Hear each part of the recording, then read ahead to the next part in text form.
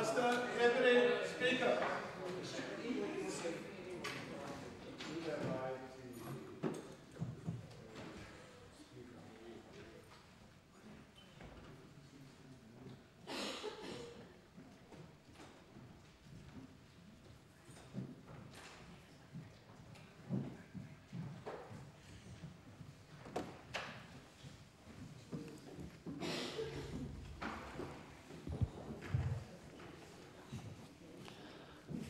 Let us pray. Almighty God, we have called us to govern this province. We ask your help to make decisions and laws that will be just and will promote the interests of the people. Almagtige God, ons bid dat die gedurende ons vergaderings ons die nodige wysheid sal gee en ons motiewe suiwer sal hou, dat u ons sal help om ons tekortkominge te oorkom en al ons besluite aan u op te dra. Sikelele ileswe letu na bantu balo. Umusele ukulungu kwipondo letu. Kosi sikelele I Afrika. Kina abantwana bayo. Kokela in kukeli zayo. Unique ikolo I Afrika. All this we beg in your holy name. Amen.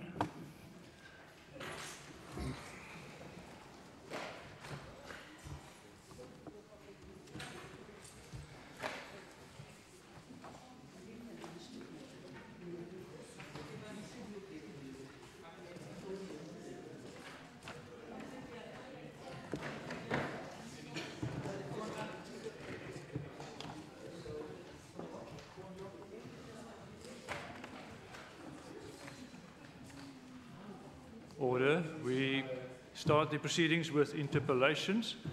The first interpellation in the name of Honourable Joseph to Dr. Meyer. I see Dr. Meyer, the Minister of Finance. Thank you, Honourable Deputy Speaker, and thank you to the Honourable Member Joseph for this interpellation. The funds allocated for drought in both the 2017-18 financial adjusted budget in November 2017 and the additional estimates of provincial expenditure in March 2018 was appropriated specifically and exclusively. This means that these funds were earmarked and could only be spent on the drought. As part of the earmarked funds, reporting and monitoring mechanisms, departments are required to provide the provincial treasury with quarterly earmarked reports on outcomes and progress on spending in relation to these funds. In addition, Honourable Deputy Speaker, the Provincial Treasury, as part of the process on monitoring the preliminary year-end spending outcomes within the province, have sourced the status of drought spending by the various departments. Furthermore, before any additional drought allocations are made, site visits would be required as part of the allocation criteria. Honourable Deputy Speaker, the spending as at the 31st of December 2017, the third quarter spending of the 2017-18 financial year of the emergency funds came to 56.96% or 42.72 million rand of the 75 million rand budget. Given that the funds were only appropriated in the third quarter, the departments involved, notably the Department of Local Government and Agriculture, should be commended for this specific spending. Specific support to farming communities also took place part of this process of the aid to farm workers and their families. 100% of the allocation was utilized by the Department of Social Development, my colleague Minister Albert Fritz. Our support through the Department of Agriculture, the Honourable Minister Alan Winde, was also fully utilized to alleviate the plight of our farming community. The entire 32 million rand allocated was spent on fodder for research herds, water tanks for food gardens, alien plant removal along the Berg River, boreholes drilled for drinking water to rural communities, in particular in Matsikama area, the lower Olifants River. As part of the expenditure, a limited bid was approved for the appointment of the 24 River Irrigation Board to render emergency bulk earthworks. Honourable Deputy Speaker, the construction was to remove the sediment deposited upstream in the Liu River diversion where I was joined by Minister Alan Winde to personally visit the site visits together with the officials. So the question was, what are the instruments that we will use? We have also used specifically site visits apart from the quarterly reports and the monthly IYM reports. Thank you, Honourable Deputy Speaker. Thank you, Minister. Honourable Joseph. Thank you, Deputy Speaker. Thank you, Minister, for the response. I think the important point that I've heard now, there's funds spent on drought assistance and not used for any other projects. I think that's a very important point. It is, however, the responsibility of the national government to provide for the building of dams, and the municipalities are responsible for the reticulation to get water to the local areas, and it is also the responsibility of the disaster management in the province to plan, prepare, and execute plans in the event of a disaster. The National Minister of Cooperative Governance and Traditional Affairs confirmed earlier this month that the national state of disaster was declared on 13 March 2018, which regards to the severe drought in the Western Cape.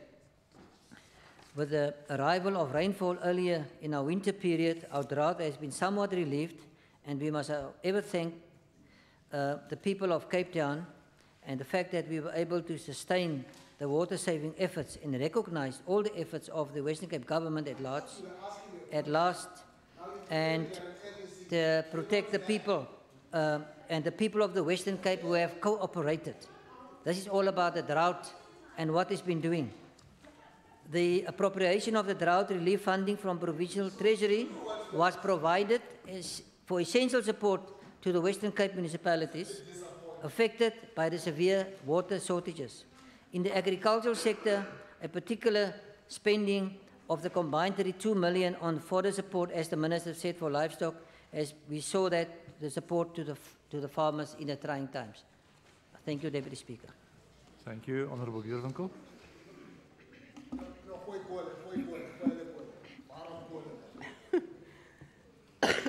Sorry. Deputy Speaker, the question is, how was the money monitored? Nothing to do with what national government has to do and what they shouldn't do. What measures did you put in place to monitor the money that national government had already given you to spend on drought relief? Now, in March, according to the Mail and Guardian, only 24% of the 74 or 75 million was spent. 24? Why at that stage, even though you say the money was only received at the third quarter, the need had already been identified? Why then was the money not spent in almost 3/4 of the amount at the end of what date was this? In March, as this report is saying. Because that's the monitoring that should have happened in terms of where it went, who received how much. That's what we'd like to hear now. Who exactly received how much money, what monitoring you did, and how much of that money is still unspent or was not spent. Thank you. Honourable Joseph. Thank you, Deputy Speaker. I've heard the Minister indicated that the information on the drought relief included Matsikama and also the Central Karoo. These funds were aimed at feeding programs to sustain the food security and the needs of the poor household, as the Minister is saying. So we're very pleased, and I must commend the Minister for the sound financial management of the Western Cape government that was prioritized for the relief of the drought and essential services to the people. The departments that benefit out of this was the education and health and agriculture, where the drought relief funds was prioritized. And the implemented innovative means that the Minister have used through this process must be complemented throughout the municipalities. I thank you, Deputy Speaker. Thank you. Honourable Gierwinkel. Deputy Speaker, in spite of the Chairperson of Finance, who has an oversight role over monitoring, that's oversight. That's what we'd like to hear, especially with education and health. Where was the money used? Was it allocated? Show us the proof of how it was spent. Honourable Joseph. Thank you, Deputy Speaker. The members want to expect me to answer what the Minister will answer, because the question was raised, the question was put to the Minister. The Minister will get his chance to speak, and the Minister will speak on his turn as to what the question is about. I am here in my Order. capacity as the chairperson of the Finance Committee asking the Minister this question, but there is a bigger, the fact that 14 million was Order, members, retained. order. I want to make the point, Deputy Chair, that the ANC national government incompetence in doing their work that affected the Western Cape government. That is the point I want to make. The Minister will respond to the question that was asked. Thank you, member. Honourable Minister, Minister Meyer. Honourable Deputy Speaker, thank you for the colleagues that took part in this debate. This is indeed, in fact, a very serious debate since we had a very serious drought and still continue as we speak. The various particular instruments that we have used, I want to respond to two things. What were the processes and the tools used to monitor the drought expenditure? And secondly, I want to indicate specifically which projects we have made a significant impact. So that is what I'm about to do. The first part of the question, Honourable Deputy Speaker, the monitoring tools that we use in the Provincial Treasury includes the budget expenditure reviews on every single project. Secondly, the IYM, the India monitoring report that we use, inclusive of that is the Section 71 reports of the municipalities, the QPR, the quarterly performance reports, the various site visits. I have recently, personally, again last week, paid a site visit to a desalination plant. I went to see the maintenance managers. I went to see what is happening with the various generators and the membranes to see whether it is functioning, particular oversight instruments. In the department that we had to deal with communication, when you have a drought, you have to massively communicate, and we have spent 88.8% of the money that was allocated for the drought communication. For social development, Minister Fritz was specifically for food aid for agri-farm workers and families, because when there's a drought, people are suffering, workers are suffering, and through the work of Minister Fritz, there was 100% spending on that particular, and we can only do that when you monitor the spending trends. Also on the space of environmental affairs, there was also a response to the water crisis. My colleague, the Minister of Environmental Affairs, Minister Bradell, the actual spending was 404,000 rand, 100% was that, and that was specifically for water generators, and also for the fodder research, as already indicated, the Minister of Agriculture, he has spent 100% on this. Minister of Time, unfortunately. So I am satisfied. Finished. I am satisfied that the instruments that we've used have adequately resulted in a positive spending trend. Thank you, Minister. Your time has expired. By arrangement, the second interpellation will not be dealt with. We move on to the third interpellation. Honourable Gillian to Minister Mbombo. I see Minister Mbombo.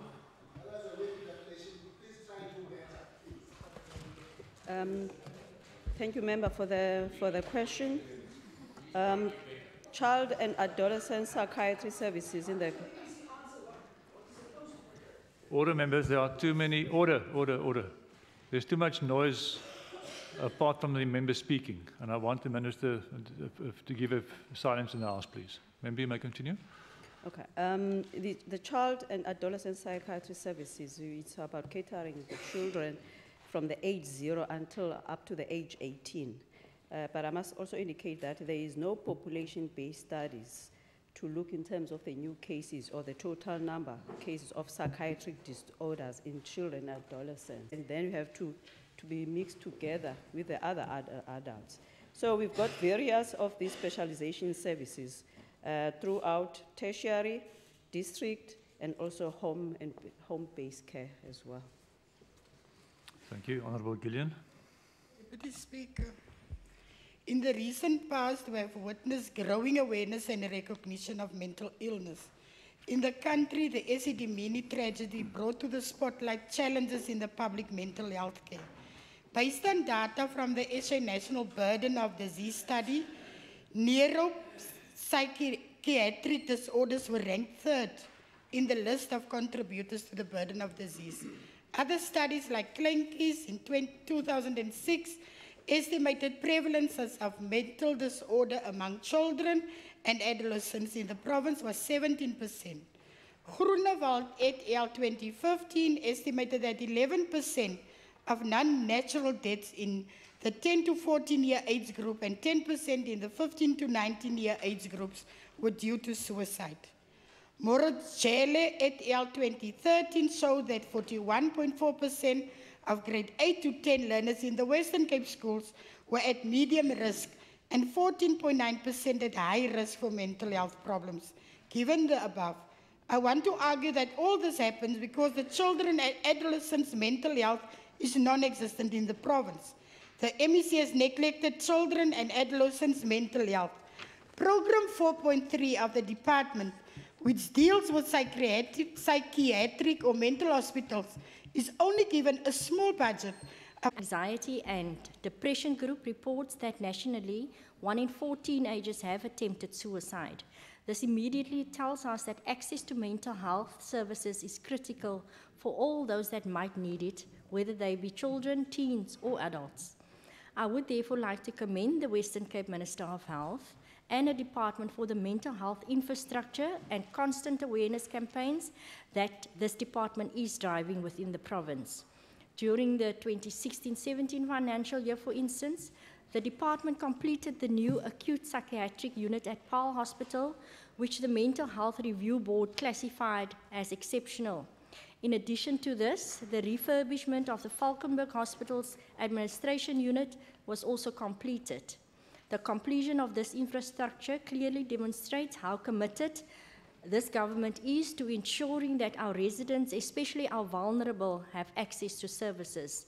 We should also not forget the practical approach to care kit or PAC, the integrated primary care. The PAC is a comprehensive clinical practice guideline for use by clinicians to diagnose and manage common conditions at primary level in an integrated manner.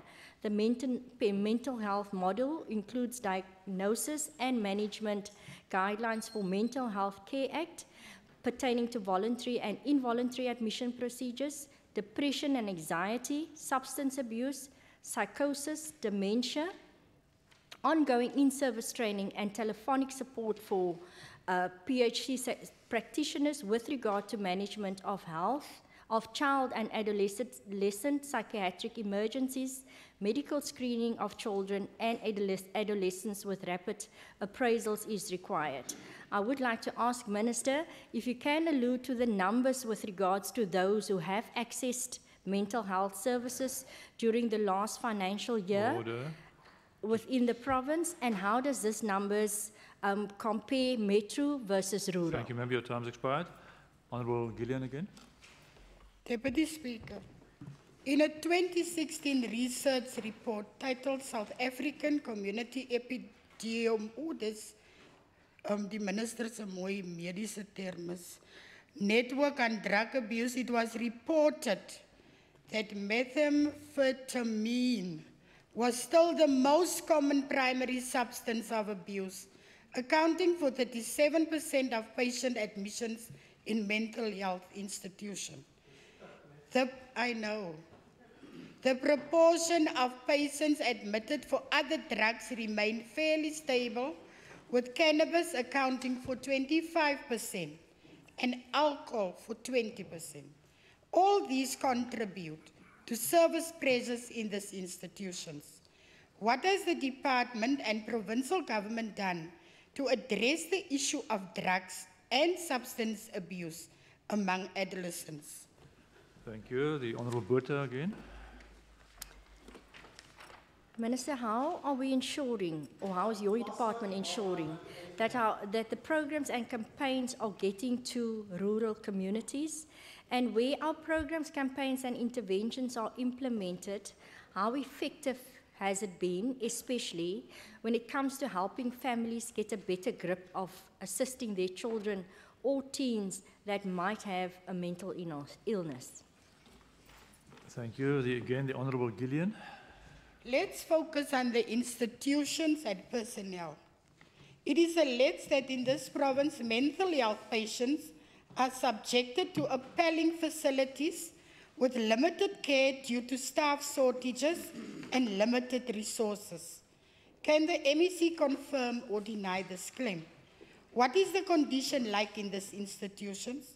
How many people are employed under sub-program 4.3? As well as how many NGOs is our department working with to address this issue, and are they all registered? Minister. Starting with thank you for the prevention, not only the children, but also even among the adults, for the preventive aspect. That's why mental health gets integrated as part of the pack of the general health, because when you wait so long until the patient is presenting with the symptoms of psychosis, it already becomes late because the person now has already been diagnosed. So in all our services, we already have a pack of integration of mental health into primary care. We call it PAC, P-A-C-K, Practical Approach to Care Kit. I've got 2 minutes. Practical Approach to Care Kit, which is a pack that is comprehensive, where it's being utilized in any clinic, because you mustn't wait until the patient has been diagnosed and goes to the hospital, but at the primary healthcare clinics.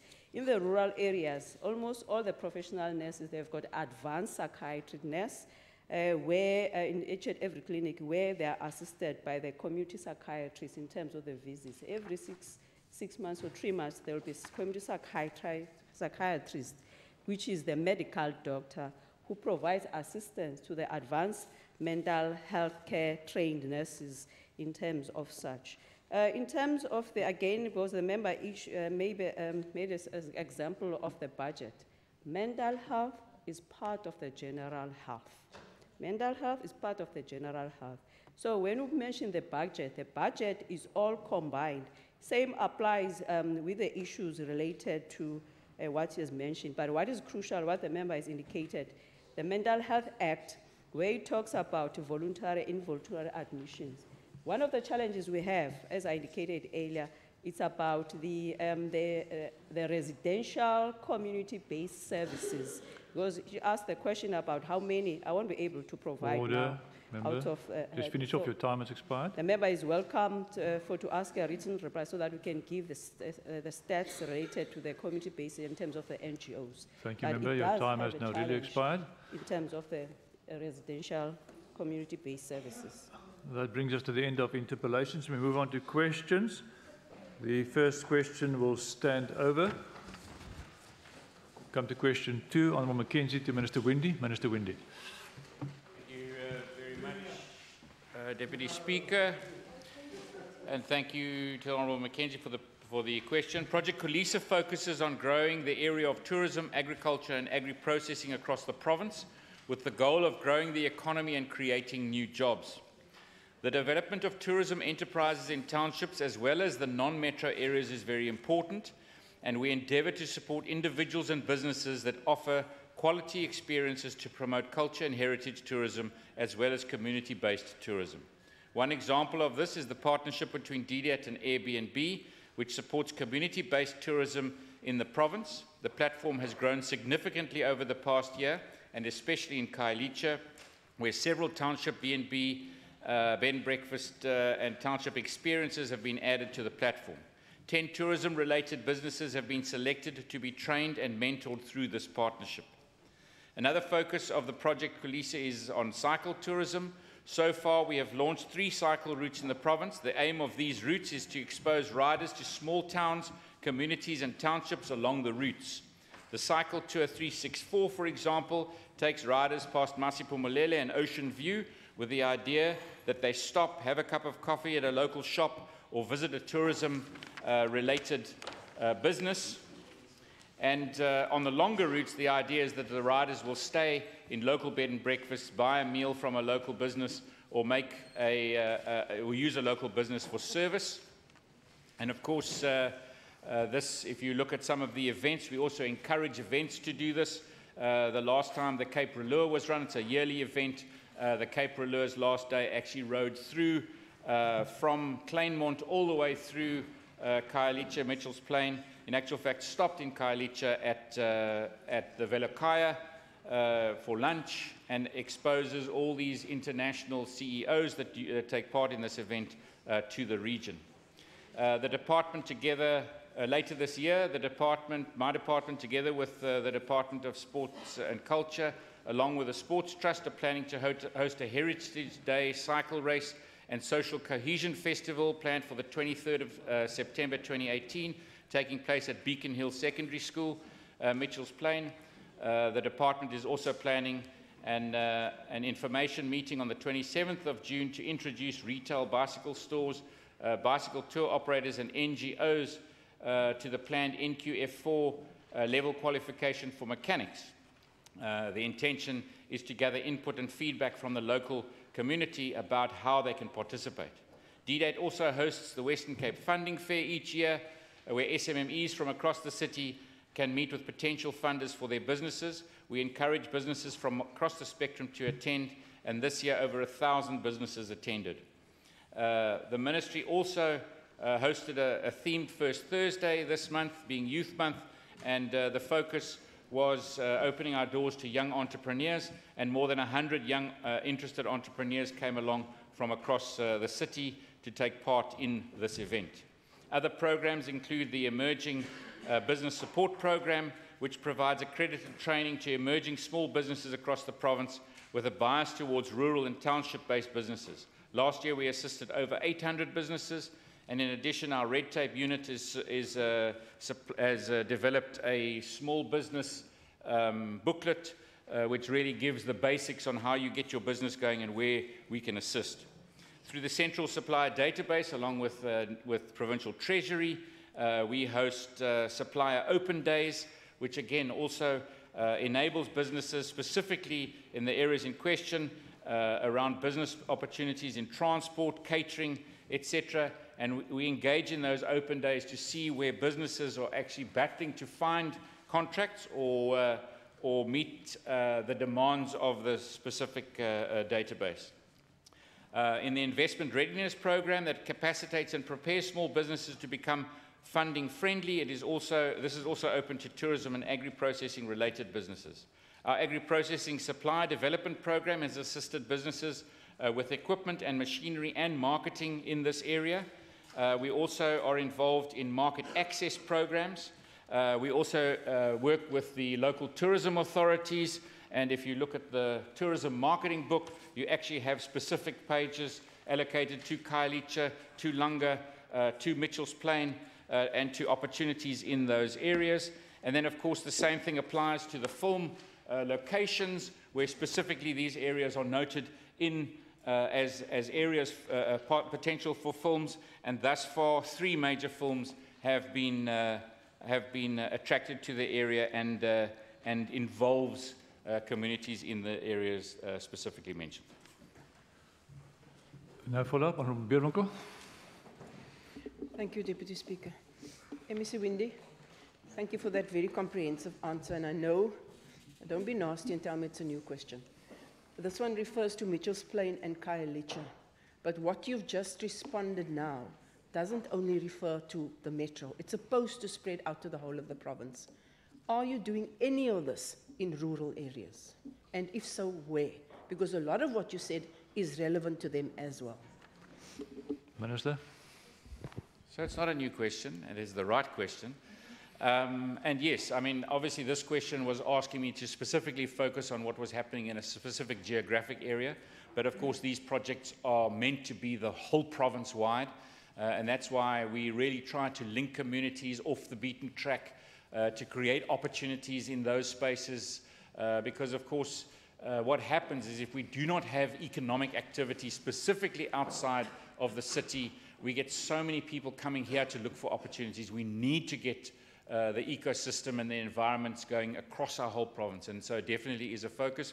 Obviously, I wasn't prepared for exactly every municipality or every town or every region, but of course, if we want to get down to the nuts and bolts of which ones they are, we can provide you also where we provide vegetable garden support or tourism marketing support or product development support. We definitely do that across the whole province. Honourable Nkondlu. Honourable Nkondlu first. Honourable Nkondlu first. Oh, I'm sorry. Thank you, Minister. Let me just find out, in relation to what you just indicated about some of the supplier engagements you have there, in particular in Khayelitsha, how have you dealt with the issue of the strictly halal certification, which actually has been raised, I think, sometime last year to the Premier It has also been raised through the provincial treasury by most of those SMMEs, in particular in Kailicha, where you still find, even about a month or so ago, the Department of Health still making that requirement, whilst that it was said it is not policy. You know, the departments like safety and social services as one hindrance for some of the caterers to be able to access, you know, catering contracts. Thanks. Minister. So, as you know, that halal is part of Project Kulisa and one of the key focus areas. In my department, we're now setting up that system of how we manage specifically certification. But of course, it is not a government responsibility, and certification specifically in the halal arena is not something that the government does. We have 3 certification bodies in the region that do certification of these halal businesses. And obviously, if someone is finding it difficult with a certification application, our red tape unit or the halal unit is happy to engage in that specific business's problem. So you're welcome to send that to me.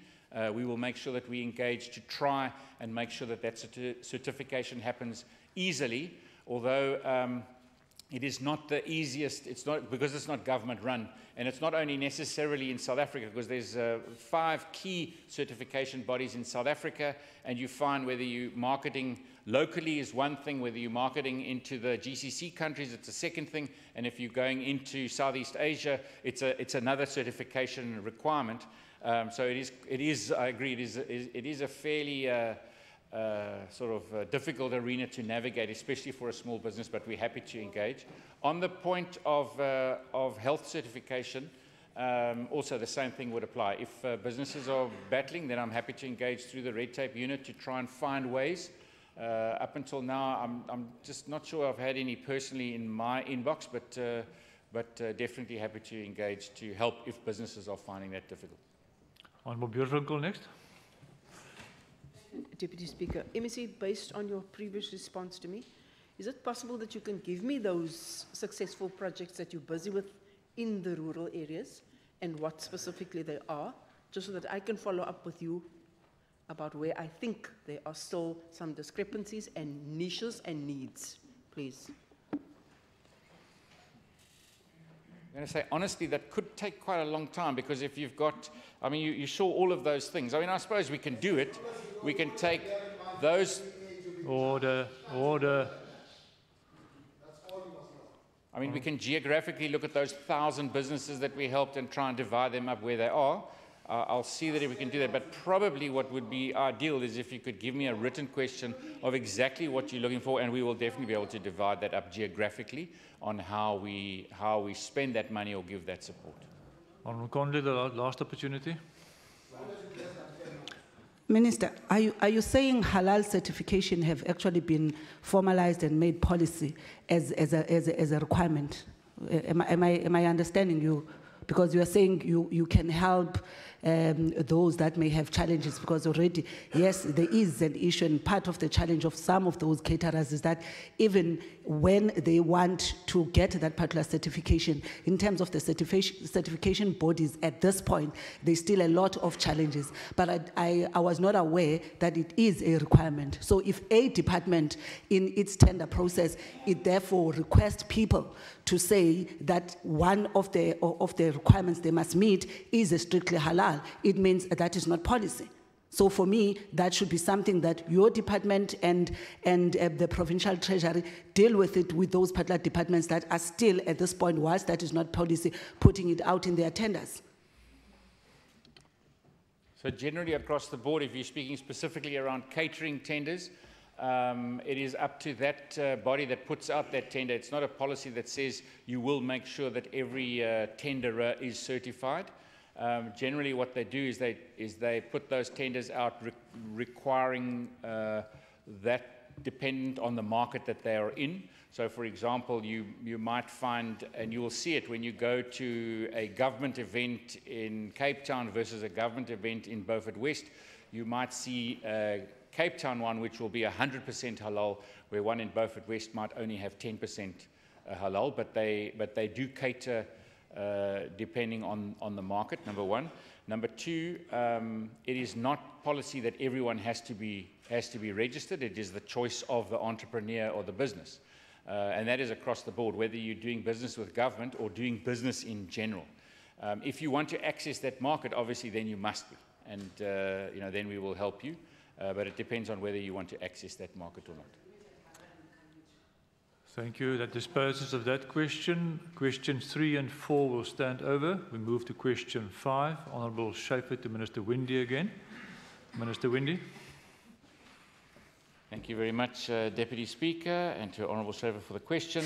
The Department of Agriculture, working with the bee associations in the Western Cape, has released a new strategy aimed at protecting the province's bee population. And I think, of course, our population is under severe pressure at the moment because of the drought. And we also saw specifically in the Southern Cape, it was also under pressure because of the fires. But not only those fires, the fires across the province. The honeybee is as important to agriculture as water, land and air. And according to the South African National Biodiversity Institute, more than 50 different crops in South Africa are reliant on insect pollination and primarily bee pollination. The National Department of Agriculture, Forestry and Fisheries currently lists 130,000 managed bee colonies across the country with 1,800 beekeepers on their records. About 70,000 of those colonies are based in the Western Cape. However, the numbers are thought to be much larger than that because of unregistered colonies and beekeepers. According to Hortgrow, the current pollination needs requirements by bee dependent in the deciduous fruit crops are currently being met. But with the current plantings that are happening and looking at the demand over the next decade, it is expected to double.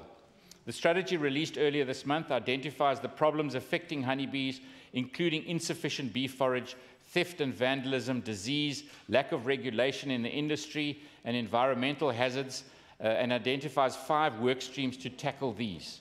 The 5 work streams are sustainable bee forage, research and innovation, the regulatory environment, transformation, and government and the stakeholders. The single largest concern is that there will not be enough forage for the bees in the Western Cape. The South African honeybee species rely on both indigenous and exotic species like eucalyptus, flowering crops, and suburban plants to provide forage sources throughout the year. And one of the major problems is that specifically the eucalyptus has been targeted by the Working on Water programs because of their because they are classed as an alien invasive species.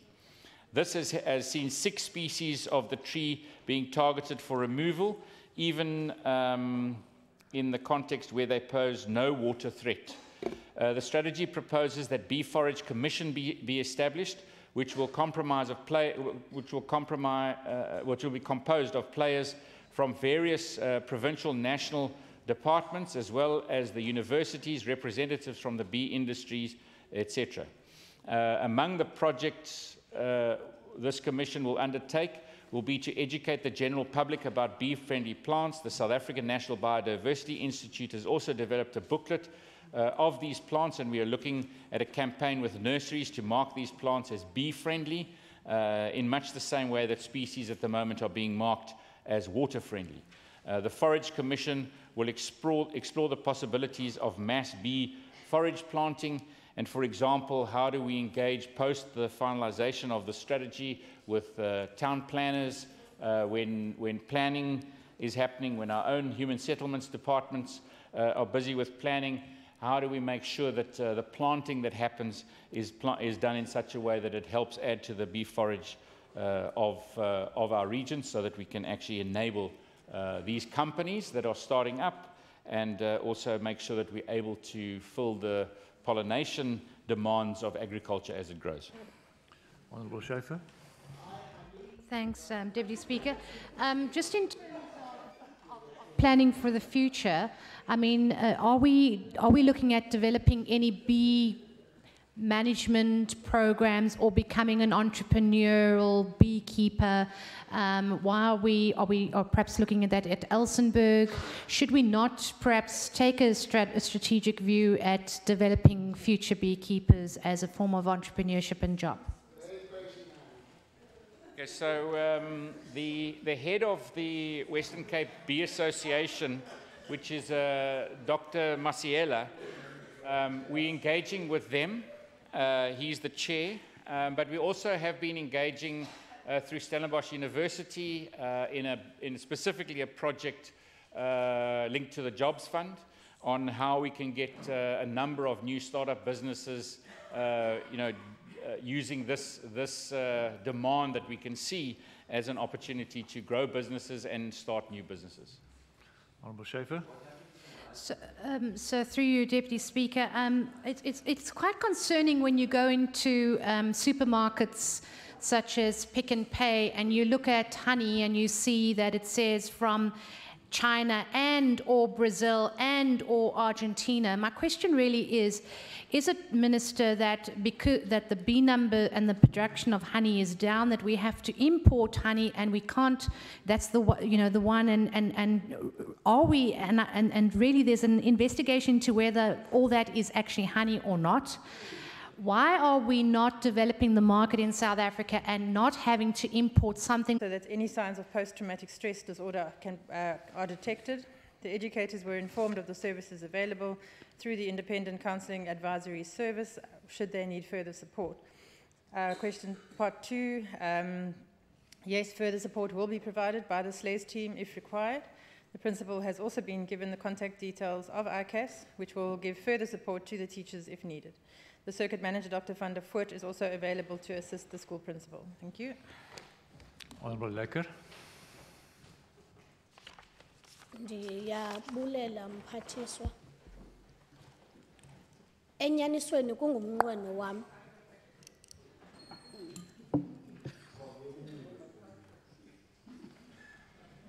Enyanisweni kungumnqweno wam ukuqinisekisa okokuba abafundi kwakunye nootishara babo bakhuselekile emasangweni esikolo. Uyawuvuma kwakhona umphathiswa okokuba ukhuseleko lwabantwana besikolo nootishara buyeyona nto ebalulekileyo kuthi njengabantu abalapha kulo mzi. Ndifuna ukubuza ke ngoku ukuba ingaba kuhlahlo lwabiwo mali ikhona na imali ebekelwe bucala ezawuqinisekisa okokuba oonogada babekiwe ezikolweni abazawuthi benze unako ukuqinisekisa ukuba namphi nomntu ongena emasangweni esikolo akaphethanga izikhali eziza kuthi zisetyenziswe ekwenzakaliseni okanye ezihlukumeza abantu abangaphakathi emasangweni esikolo ngokwasemphefumlweni. Ingabe ikhona imali ebekelwe bucala futhi iyimalini ngokungqamene nesi sikolo kanye sichaphazelekileyo? Thank you, Member. Minister Schaefer. Thank you. I will certainly agree with you that safety and security of our learners and teachers is very important. There is a separate budget for safe schools, but also every school gets norms and standards funding, which they are supposed to use a part of for security and safety and maintenance at schools. Which this does not always happen, so you're also assuming that security at schools is going to be the solution. I don't believe it is, certainly not the entire solution. We are we're piloting having security at school premises in some of our schools at the moment to see what effect it has and whether it does have a very big impact. But of course, this is going to require additional funding, which will have to then be taken from something else, because there isn't any other money at this point. So we're doing everything possible to try and prevent people getting into school premises. But I can tell you from what personal experience, when I went to one of the schools the other day, where there was security there, 2 journalists walked straight into the thing, right past the security, and they weren't even stopped. So the private security is not necessarily the answer to the question, but we are doing everything we can. Honourable Lekker. Enkosi, Deputy Speaker. Deputy Speaker, I want to check the Safer School program has got what we call a school risk classification tool. I want to check whether this kind of tool is a reactionary kind of tool, or it's something that that is proactive, which will in a way assist the people that are on premises to ensure that their safety is taken care of. Minister. Thank you, Honourable Lecker. The classification tool is still being finalised. It hasn't been completely developed yet, but it is exactly meant to be proactive. It is designed for schools to complete on a regular basis so that we can see from 1 month to the next, 1 week to the next, whether the risk of a school has gone up at any particular time, so that we can try and respond to those risks. It also deals with issues of infrastructure, so that schools can report if there is any infrastructure damage, for example, that we need to intervene in before it becomes a problem. Honourable Mitchell. Thank you, Mr. Deputy Speaker. Mr. Deputy Speaker, to the Minister, firstly, I welcome the support provided for this particular school or this instance, but does WCD have a strategy for supporting schools in general during a crisis, and if so, what are the details? Thanks, Honourable Mitchell. We do. We have various strategies, but generally we have a particular approach, which includes supporting school communities initially in their efforts to reclaim and regain control of the situation, then trauma debriefing and counselling, introduction of intervention programs to identify the root causes and preventative measures to contain any situation, extension or addition of any necessary security mechanisms such as access control, alarm systems and burglar guards, and also enlisting the assistance of the necessary law enforcement agencies. We also do have the Safe Schools call centre which we publicise wherever possible on their toll-free number 0800 45 46 47. Thank you. We move on. Lekker, last opportunity. Enkosi, Deputy Speaker. Deputy Speaker, I'm really worried. If we're getting an indication that the school risk classification tool is not yet available, it leaves a room for getting worried. But I want to check, Deputy Speaker, out of the 32 million that has been budgeted for Safe Schools program, how much of this money goes to actual physical security rather than infrastructure? Minister. Thanks, Deputy Speaker. I would argue that physical security includes infrastructure, because one of the most critical points we need to do is ensure that people don't get into the school premises to start with. So I can't give you a breakdown of exactly how much is spent on what, because it depends on the situation. Sometimes temporary security guards are provided. Sometimes it is issues of something that needs to be fixed at the school, which will assist in improving security. Sometimes it's for extra fencing that's particularly sturdy and so on. So I don't have specific breakdown on each particular item. They respond as needed for each particular school. Thank you. We move on to question number 9. Honourable Olivier to again Minister Schaefer. Minister Schaefer. Thanks, Deputy Speaker, and to Honourable Olivier. First part of the question. We are constantly trying to improve the safety of learners and teachers. In the past 3 weeks, after the armed robberies at the schools mentioned, officials of the WCED and I have had numerous meetings with various role players, including SAPS, in order to try and develop a combined response to these recent armed attacks. I also met personally with General Brunt and Brigadier Taylor of SAPS, who indicated that they are vigorously investigating the initial 4 armed robberies. SAPS is also investigating the additional case that occurred this week at ACJ Bacardi, which is not within the same cluster. Schools have been requested to implement their access control policy, which is crucial, and their properties to avoid weak points in their infrastructure. Increased monitoring through CCTV from the Transport Management Centre in Goodwood, where all emergency and response teams are seated to ensure rapid and timeliest response to incidents. WCED has also met with community leaders from various organisations, such as KDF, the KEF and SANCO. The schools all have effective fencing, clear view with gates. At Amangaliso, there was a pedestrian gate that was stolen, and it is in the process of being replaced. The schools have an alarm linked to armed response. Despite the access control measures in place, it has not prevented criminals from entering these schools. It has become evident that they are using the starting and closing times of schools to enter, as this is when our school access points are open and more vulnerable. The WCD, in conjunction with the Department of Community Safety, is conducting an assessment risk-resilient tool which will clearly define the weakness that must be addressed at the school. The tool focuses on the 4 pillars, which are physical security, school governance, parents and learners, and a whole-of-society approach, including all role players. Thank you. Thank you. Honourable Olivier. Thank you to the MEC. MEC, given that response that you've given, this comprehensive approach to addressing the problem, will you agree with us that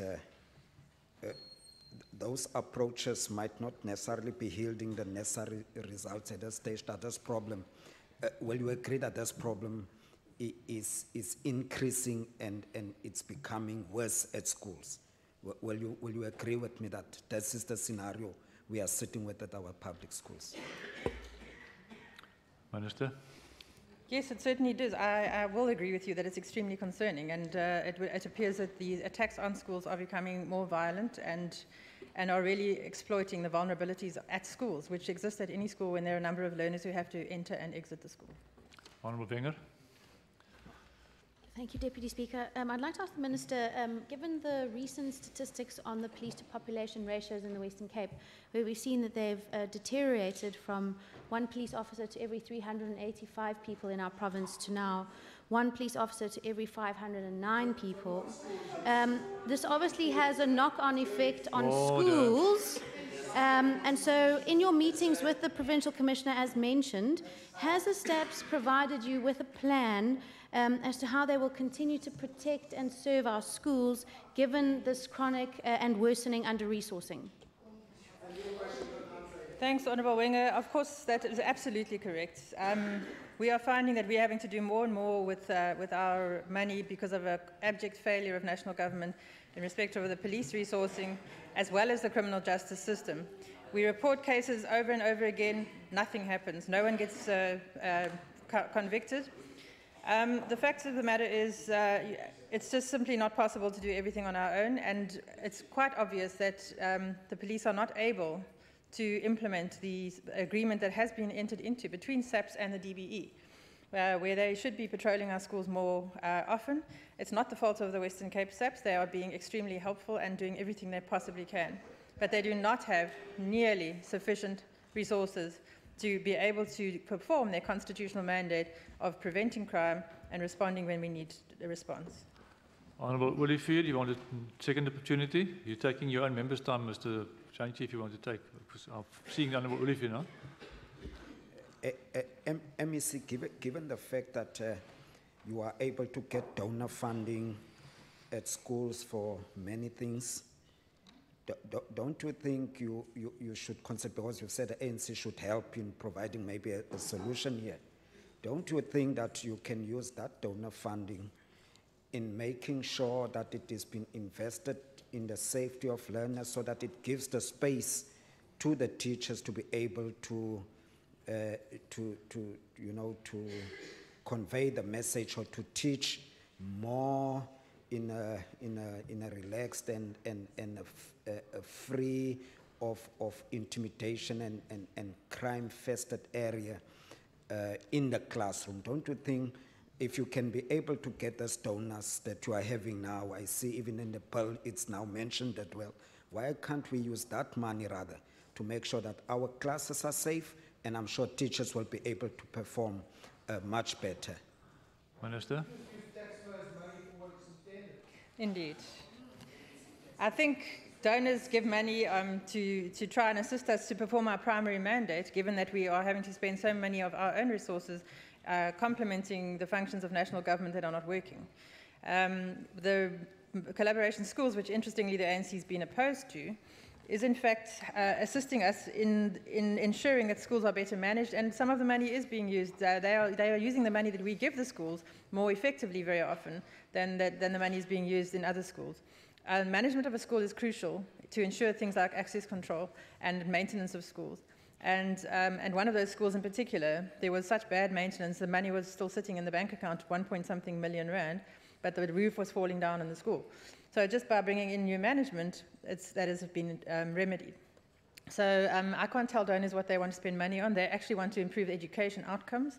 And obviously education outcomes will be affected by issues of crime, but what actually should happen is that national government SAPS and justice should be working properly, and then it would be a bigger deterrent for people not to come and invade our schools and steal things from innocent teachers and learners. Honourable Janchi. Thank you very much, Deputy Speaker. Much appreciated. Honourable MEC, now that you have referred to KEF, which I so much respect and they are very effective, I'm sure you find them very effective working with the fact that you are interacting with them.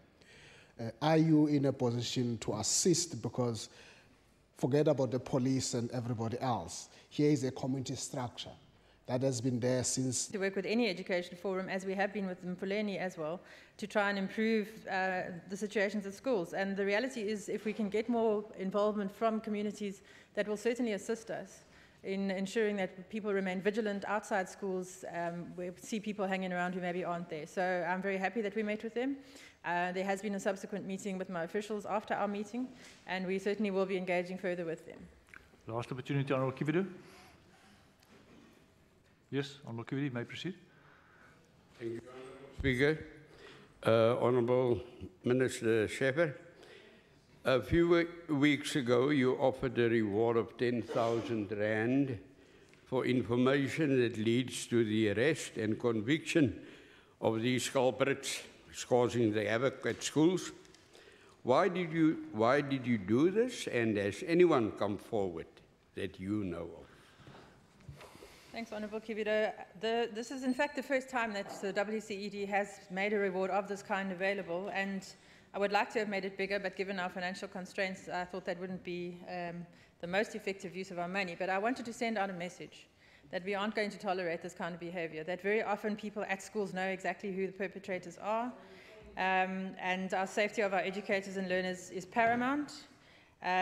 So I did that in the hope that somebody who has information would come forward to our Safe Schools call centre. Unfortunately, as far as I'm aware, no one has yet. Thank you. We move on to the next question, the last question. Honourable Gillian to Minister Mbombo. Minister Mbombo.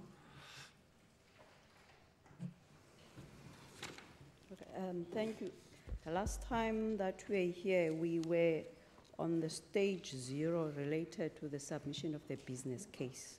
If you recall, when the question was asked, where we indicated then that it was submitted to the National Department of Health, which I indicated then that we have to review and revise, which is now it has been confirmed, they've accepted it. So from the stage 0 to where we are now, in the stage 3, where we have had about 3 engagements with the NDOH. The first one was, I'm talking about this year, there were February, and then the last one was 17 April. In terms of the strategic brief, it's about where we have to revise the clinical service provisions and the number of beds that have to be adjusted, and also the additional supporting information they require related to theatre, day procedure, emergency, clinical forensic, and so forth. And now where we are revising that strategic brief, which is supposed to by June, end of June, we send it to the public works. In parallel, we are also doing comments with the design phase, which is actually stage 4 as part of the service delivery. That's where we are. Honourable Gillian. Thank you for that answer, MEC. The last time, MEC, you were not able or willing to reveal the new location of this hospital, the replacement of Geef Jooste. Are you willing to reveal that to the House today? I think I did indicate at that time that health is a client of the public works. For us, it's about to look at what is the requirement in that area, which is we have done, and then to prepare the strategic brief. And then we take it to, which is what now I'm indicating to you, by the end of the June, we take to the public works. It has always been the public works who look for the site, for us, and then that's when we say that it's fine. So that information in terms of for 640 beds.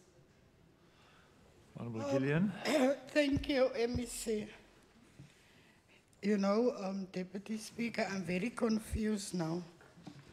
I also need to find out from the MEC what happened to the Klipfontein site.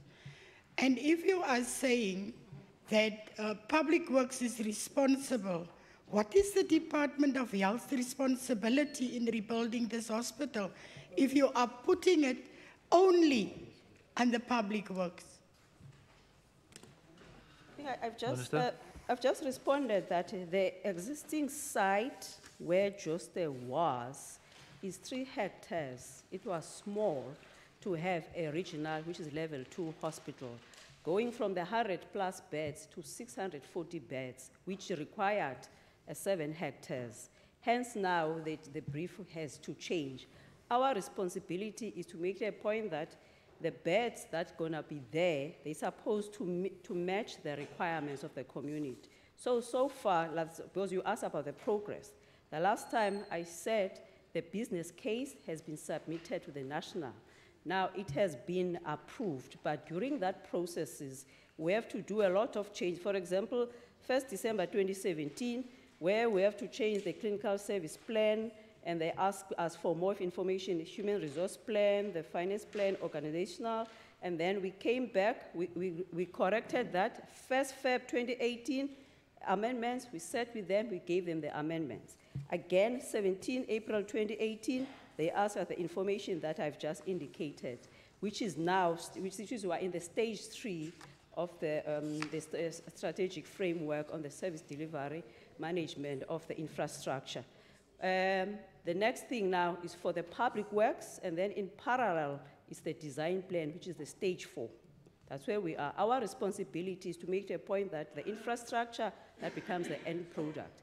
It's where that is supposed to be, and also the sites, not just the site, but the area, the same area where we have conducted the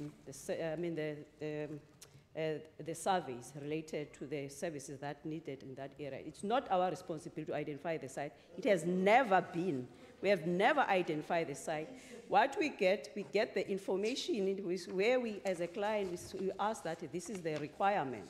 It should be the same site, same area, and then they give us feedback. So that's where we are. Honourable Janchi. Thank you, Deputy Speaker, and thank you. Order. And thank you, Minister MEC, for your response. MEC, do you agree with me? Do you agree with me that the lead department here is the health department? That what the health department does, it says, in the area of Heiderveld, Manenberg, Guguletu, Nyanga, in terms of that radius, we need this service, which is a hospital.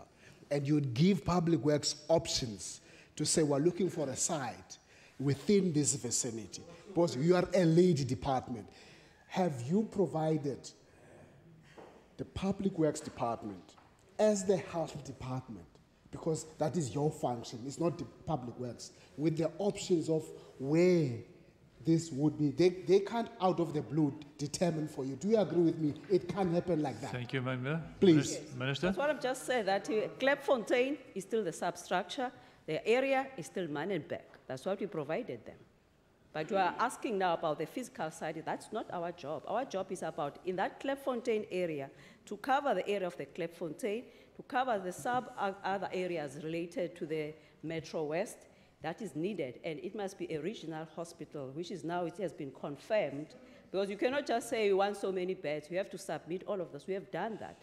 So that's why Klipfontein Regional, if you go to the National Health Department website, it is there. Klipfontein Regional Hospital has been confirmed, but we are following the processes. Probably, as you are aware, in the service delivery of the infrastructure, there's from stage 0 to the stage 8. The various, so that's why I'm confirming we're in the stage 3. And if you compare business case stage 0 up to now, we've done quite a lot of work. Honourable Macleany. Thank you, Deputy Speaker. I'm glad that it's clear now it's Klipfontein, because I thought there was a confusion earlier. And secondly, there was budget allocation to that effect. I think what member wants to know, how far is that process and when are we going to see the actual hospital? Minister. Okay. Okay. Probably, okay, let me just say, for example, stage 0 is business case, stage Order. 1, so that I could understand. Stage 1, it's at the back of the books. Stage 3 is the preparation and briefing, which is now, that's what I'm explaining. And then the other stage 3 is about pre-feasibility and the concept viability. So where we are now, it's about the design. It's also about the strategic brief that now needs to be submitted to the public works, and that is the stage 4. And then the next stage is a design phase development, stage 5. The actual where you see the infrastructure according to this is about stage 6B, and then up to stage 7. That's what it goes. And then, I don't know, that's what I'm trying to highlight. What I'm trying to highlight is that the mere fact that it was business case, it can take about 3 months, can take 6 months, it depends on the corrections. So we have been all along submitting corrections to NDOH. We said 600, they say no, add additional beds. For example, we started at 600 beds, where they indicated that no, you must change to 644. You must add, for example, for the phase 1A bed. Now it's supposed to be 226 beds. Phase 1B, 196 beds. Phase 2 is 222 beds. So they keep on giving us the corrections around what is needed. Thank you. That disposes of the questions then. We move on to questions to the Premier without notice. The first question is the Honourable Gillian. Deputy Speaker.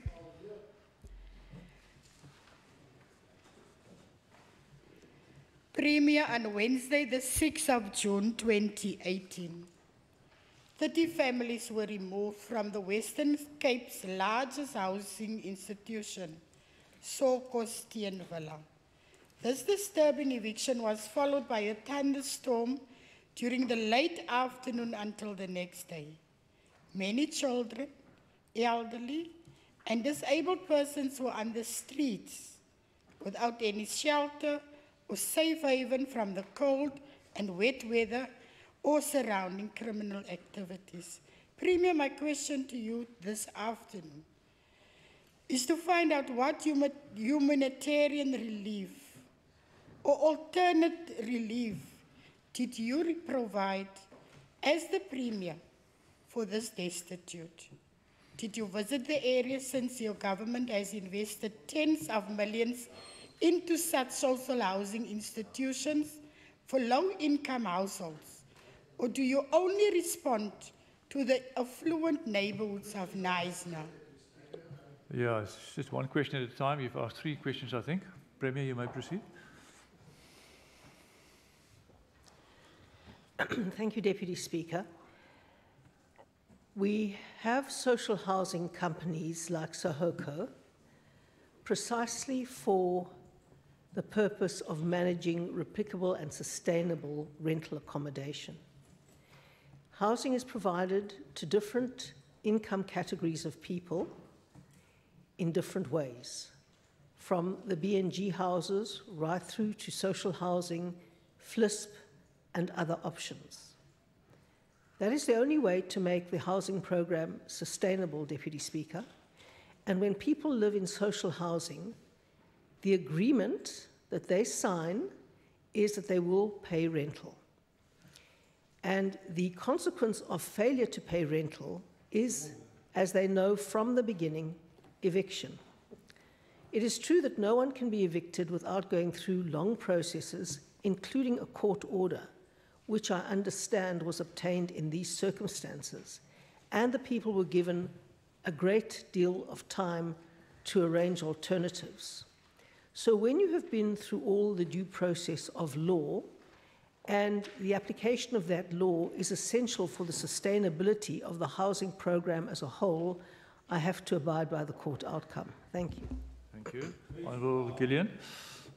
With disability that's on the street during a storm. My question is, Premier, did you assist that community that is out there with any kind of human relief.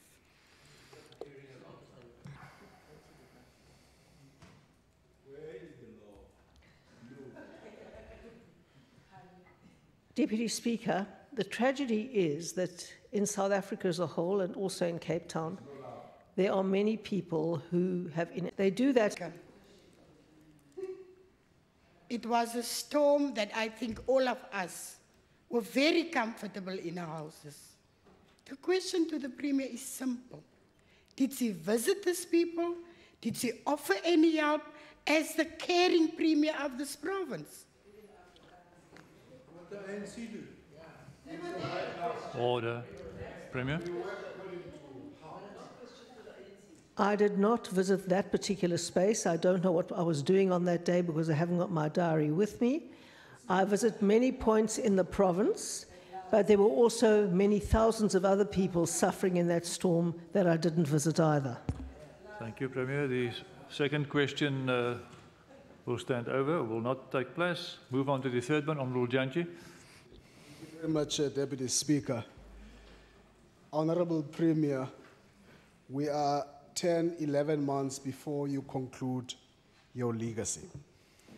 I have taken the liberty to be asking things that make me remember you as the Premier of this province, your legacy.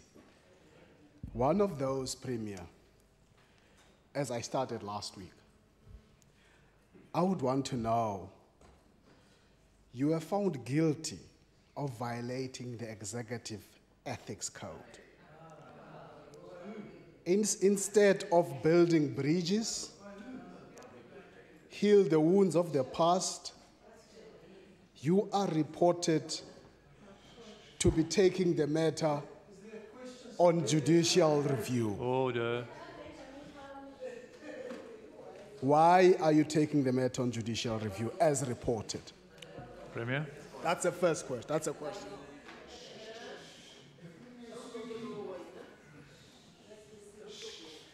I'm taking it on review to defend South Africa's constitution, Mr. Deputy Speaker. Thank you. Honourable Jantji, your last opportunity. Legal defenses aside, I humbly give you another opportunity to apologize. Do you apologize for the deep hurt caused by your own tweet? Premier? Order, order, order. Mr. Deputy Speaker, first of all, there was no finding possible under the executive member's ethics regulations, and so that obviously has to be tested, and the decision of the court has to prevail. Under the Constitution, it is absolutely essential to establish the boundaries of free speech in the society. It is essential to determine what incitement to imminent violence means, because that is the only restriction on free speech in our Constitution. Deputy Speaker, free speech is not just another right in a constitutional democracy. It is an absolutely foundational right. It is the foundation of all the ideas and debates and progress a society makes. And therefore, I will be defending the Constitution and future progress in this country by defending the right to free speech. And the definition of what incitement to imminent violence is. Order. If we get Order. Honourable Makaka. If we get to a point in our society where having a different opinion that some people deem offensive becomes a constitutional offence, we won't be able to discuss anything at all in this society. Not even things that we here deem are quite acceptable to discuss, because someone, somewhere, is going to find it offensive. The very essence of a democracy is to be able to challenge and, in the process, offend people, because there is no right in the Constitution not to be offended. There is no right in the Constitution not to be offended.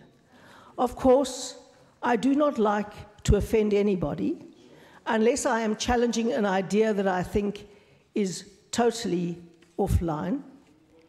But the bottom line is, Deputy Speaker, why is it that when, let's say, Moeletsi Mbeki says Africa was better off under colonialism, there is no fuss at all?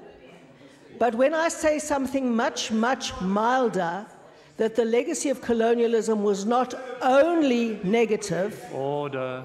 there is this disproportionate response on the basis of race. Order. Allow the Premier the time to reply.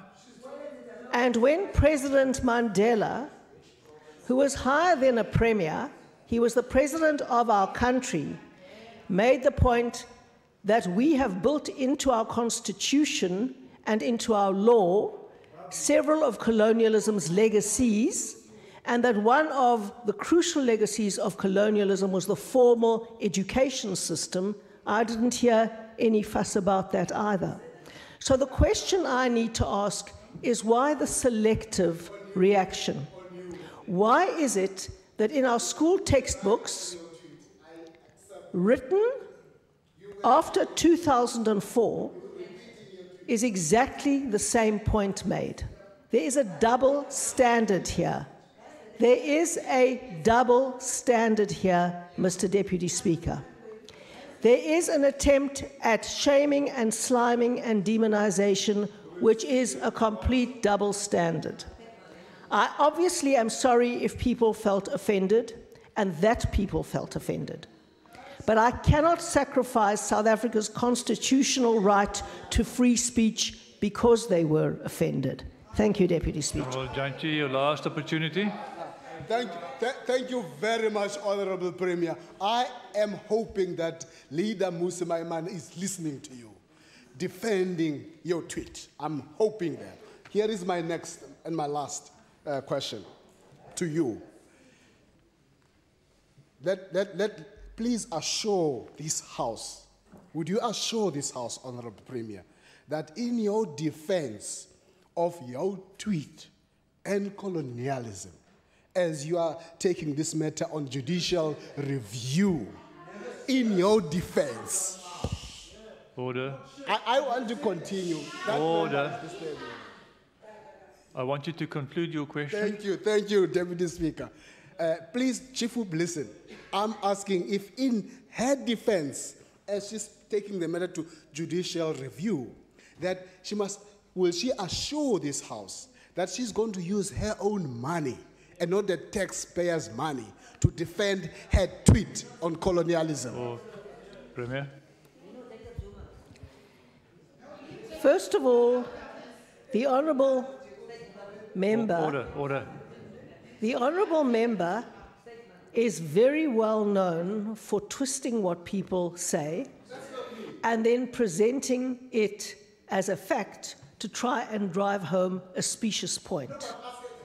He has done this again, Mr. Deputy Speaker.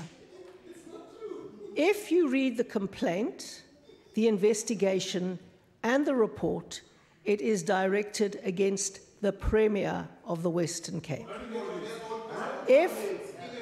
If you cannot... Honourable Janchi, please. You cannot be accused of violating the Executive Members Ethics Act as a non-executive member. So the bottom line is, if the system in South Africa worked fairly, it would be quite different. But the money, if it defends the Constitution, will be well spent and defend freedom of speech in South Africa. Thank you. We move to the last question. Honourable Mackenzie. Honourable Jantje, your time has expired now. Honourable Mackenzie. Thank you, Deputy Speaker. Premier, given the fact that 22 families in Joe Slovo are currently holding up the N2 Gateway project, what solution does the Premier propose in order to fast-track the delivery of housing for residents in that area? Mr. Deputy Speaker, that is a very challenging question because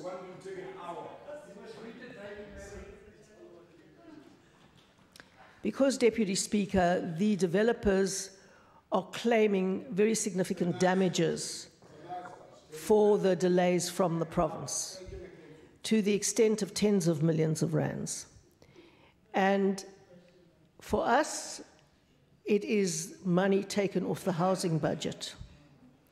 Now, again, this is another case, as with my answer to the first question, where there is an agreement that is violated by one party, and then the assumption is that we cannot take commensurate action. That makes the basis of development absolutely impossible, Mr. Deputy Speaker.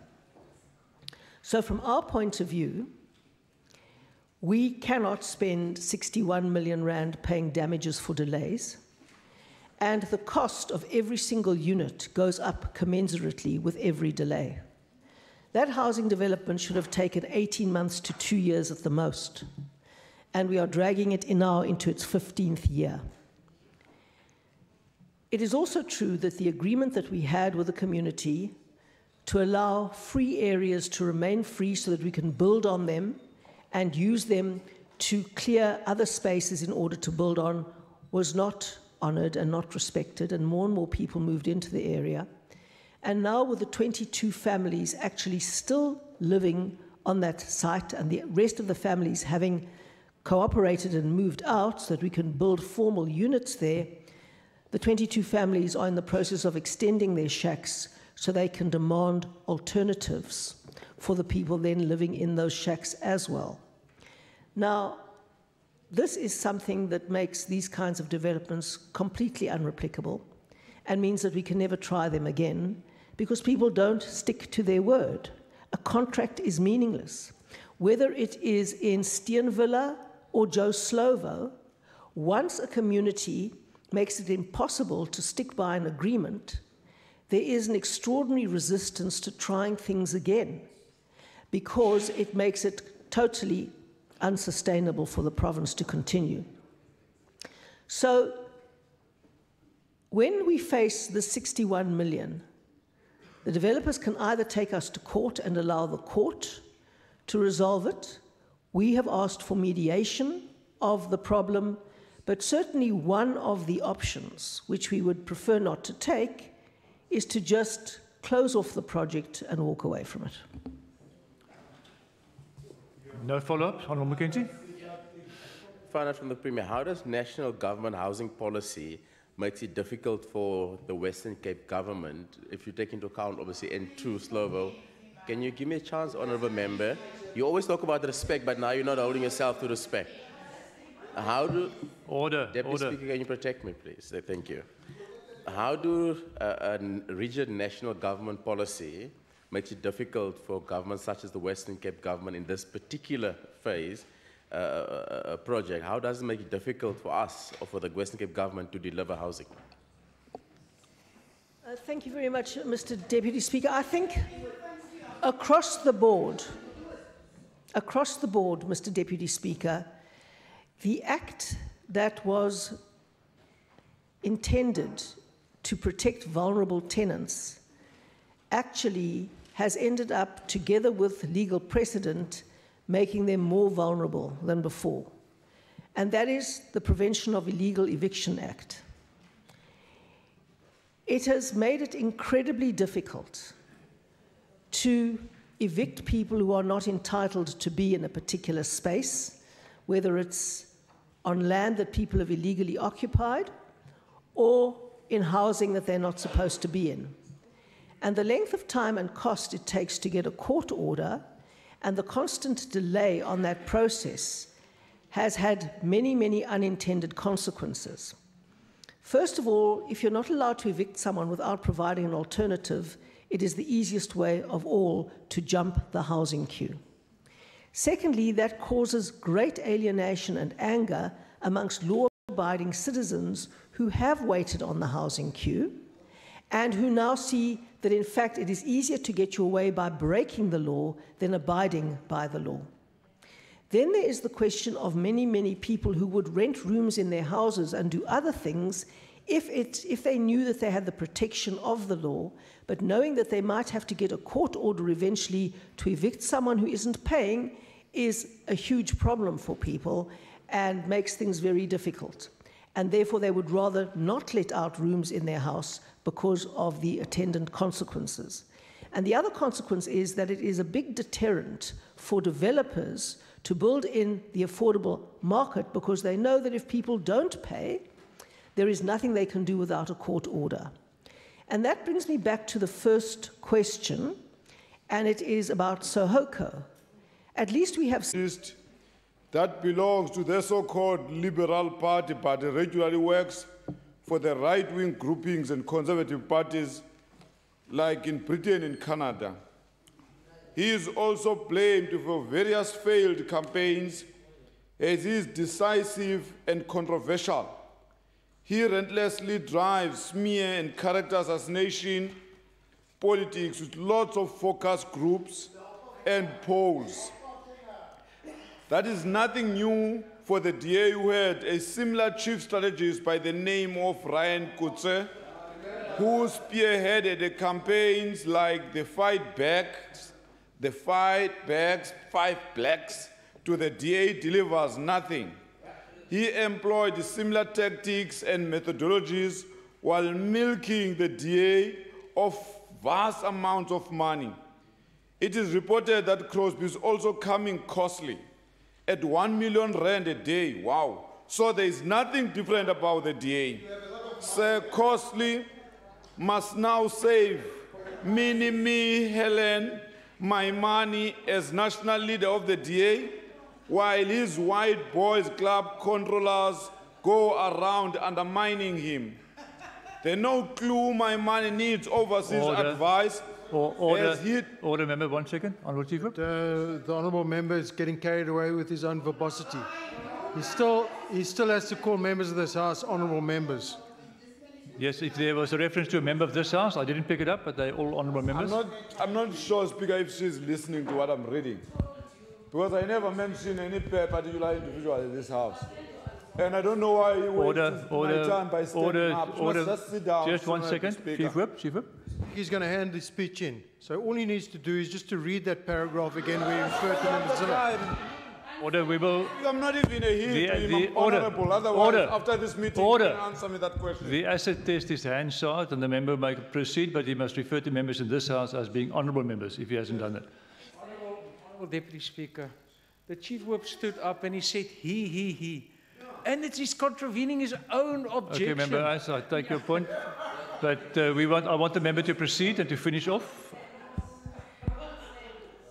No clue my money needs overseas advice, as he doesn't have any confidence in local talent. As he does not understand the South African electorate, he lost various campaigns as Joburg mayor. My dreams under your feet, tread softly because you threaten my dreams, close quote. Deputy Speaker, while the ANC-led provinces in South Africa continue to tread gravely on the dreams of the youth, the DA-led Western Cape continued to be a catalyst in cultivating youth potential and creating opportunities. One such example is the Department of Social Development's youth cafes, which continue to change the lives of young in our communities.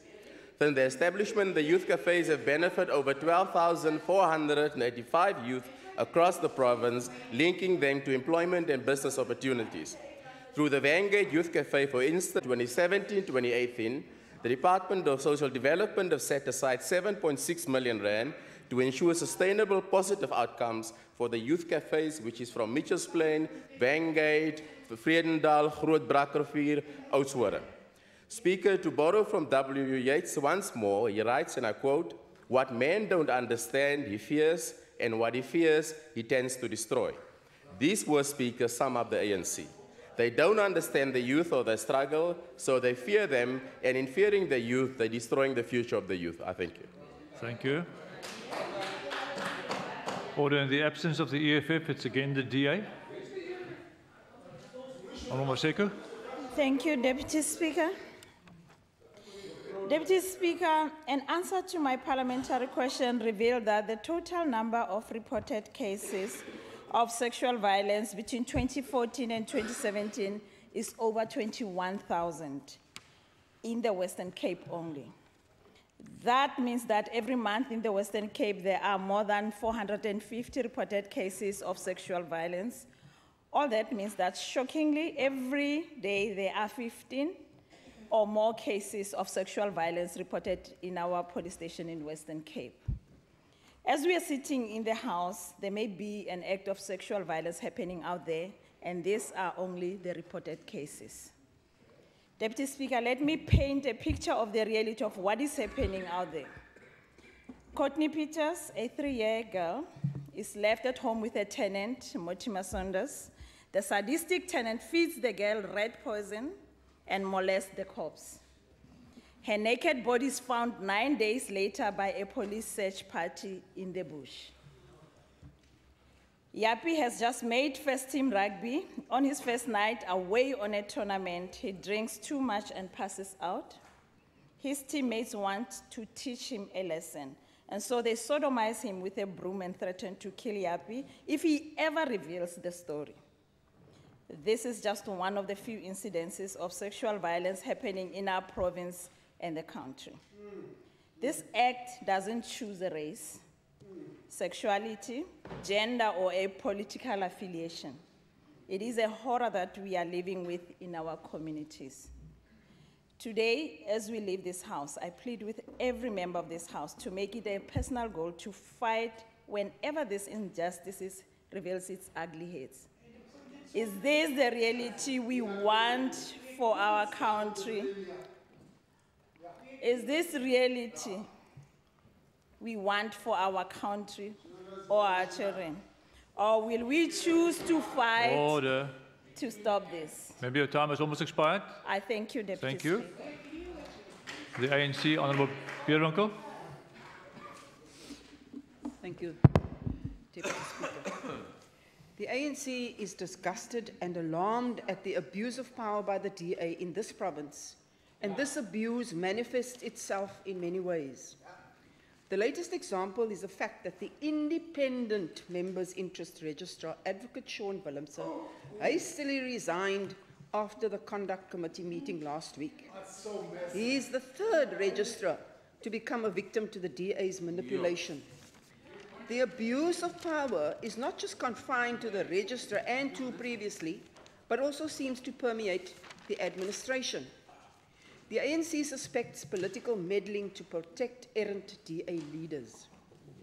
Last week, media freedom was restricted to prevent embarrassment to DA leaders by barring journalists access to the House until the ANC Chief Whip, Pierre Uys, intervened, Honourable Pierre Uys intervened to restore transparency and constitutional rights. It is also averred that the DA is protecting a senior manager who went on a race and gender rant against a female staff member. Not for the first time, though. Notwithstanding the immediate suspension of two previous employees for misconduct. Some seem to be untouchable. This duality of morality is just unacceptable. Why the inconsistent implementation of policy? More disconcerting, though, is the binding public protector's report that the DA is now buying time for at a second sitting without presenting the report. This legislature is degenerating to protect senior DA leaders from constitutional accountability at an alarming rate. I see the DA. Honourable Kasela. Thank you, Honorable Deputy Speaker. Honorable fellow Christians and of the African Christian Democratic Party in this legislature, support for comments made by Democratic Alliance Mayor of George, Melvin Naik, that he disapproves of performance by Boys and Gays Men's Chorus due to his belief systems is a violation of ACDP's moral obligation to create a tolerant post-apartheid South African society. And I hope the ACDP deals with it. Member Christians must be mindful of the impact his words have in our communities in a country with the highest rate of corrective rape in the world. A public expression of disapproval of LGBTIQ community can quite literally mean the difference between life and death. Simply put, anti-gay approval incites anti-gay violence, and this violates the right to sexual orientation enshrined in our Constitution. I call on the Speaker to rule accordingly on this matter and speedily inform the House of the measures to be taken against member Christians should any be required. Member Christians and Mayor Naik must understand that although their public disapproval of the event did not halt the event, but their public sentiments acts as an ammunition for the hatred felt towards the LGBTIQ community with which simmers in our community. A comment of disapproval by public leader has the potential to spike violence against these communities and individuals. The power of one small utterance, especially one against a community which is already the target of hatred from various groupings in our society, is dangerous and has tremendous power with disastrous consequences. Remember, your time has almost expired. Last sentence. As the Democratic Alliance, we believe in the right of individual freedom, but we also believe that individuals have responsibility in exercising their rights to freedom. Thank you. Time has expired. Now the ACDP. Order. Honourable Yankee, please. Deputy Speaker, with the moral decay that is happening in the country and this province, we need to put the blame squarely on the shoulders of the ANC, the DA, and EFF. The decline of moral values are hidden under liberal policies. These liberal policies, driven by the ANC, the DA, and the EFF, must be given its proper name. Ungodly policies taking this province and country backwards. Order. The member is one member from a party and he's entitled to silence in the House as well. The only hope for this country and this province against this moral decay is the ACDP. The ACDP is the only party based on biblical principles, and although a lot think that the Bible is not relevant, it's very relevant today. We unashamedly say that the Bible must supersede the Constitution of this country, and contrary to the beliefs of the ANC, the DA, and the EFF. This makes the ACDP the only viable alternative to all these liberal parties. According to Stats SA of 2015 on religion, this country has 86% Christians. Order. And the Western Cape 87.8% Honourable Christians. Christians, just 1 second. There's an interruption there. Is the point of order or the question? It's just on a point of order, Chair.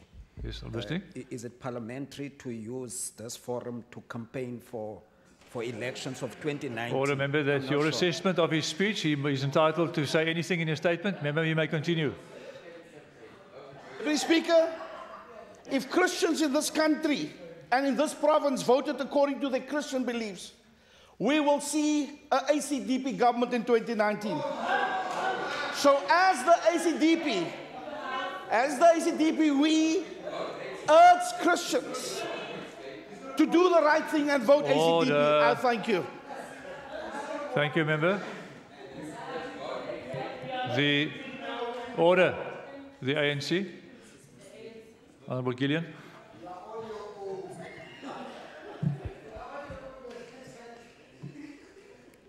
Deputy Speaker, the ANC welcomes and commends the revolutionary steps announced today by National Health Minister Aaron Motsoaledi on unveiling the National Health Insurance.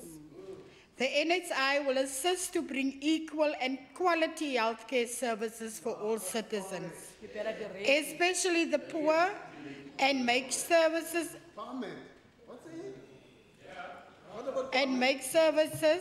more affordable. These measures will indeed also benefit members of private medical schemes to bring down large costs and exclude those dipping into the money that is meant to assist the patients. Billions of rands will be saved and plowed back for the beneficiaries. Therefore, premiums should come down of too expensive medical aids. Further, better control will be enforced on schemes and prevent unregistered businesses. Additional or co-payments are abolished. Brokers that take their cut are taken out. Certain preventative services will in future be paid for. Only pre-approved options are allowed. Savings will be passed back to reduce premiums for beneficiaries, and punitive waiting periods, penalties, and cancellations of membership will fall away. The ANC believe the two bills will go a long way to help the majority without medical aid and also make private medical facilities more accessible.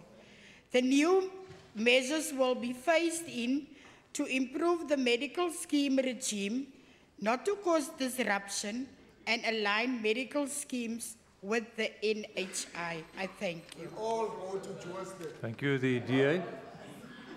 Order, Honourable Conwale. In the preamble to the South African Constitution, the following is stated: we therefore, through our freely elected public representatives, adopt this Constitution as the supreme law of the Republic, so as to heal the divisions of the past, lay the foundation for a democratic and open society, and where every citizen is equally protected by law, and build a united and democratic South Africa. When one looks at the growing anarchy destroying this province and elsewhere in the country, one must ask, who is in control of this country, its departments and its security apparatus? How is it possible that no information or intelligence regarding the clearly orchestrated destruction of property and disruption of vital economic activity is forthcoming? Where is the outrage and condemnation by the government and ruling party, where ordinary folk cannot get to and from work? When dozens of trains are burnt out on the move nogal? When taxis and buses get shot up and commuters killed? When sophisticated Defence Force weapons get used and hundreds of cash and transitized? Where the organised criminals dictate how departments, including the police, are managed? When state corruption is of such a scale that it effectively paralyses any economic progress? When essential utilities like electricity and water supplies are sabotaged, depriving the poorest of basic rights? When hundreds of thousands have to leave their homes far away to find basic health and education services in this province? When the very pillars of our democracy, including this House, are used and abused as pawns in a lust for power? When Chapter 9 institutions and elements within the criminal justice cluster are co-opted to advance a political agenda? Even when our own president says his government is in crisis? At what stage will genuine leaders come to the fore and call halt, enough? I return to the preamble of the Constitution. May God protect our people. God bless South Africa. Thank you, Member. That brings us to the end of member statements. We move on to motions. Are there any motions where notice is given? Honourable Bierwinkel.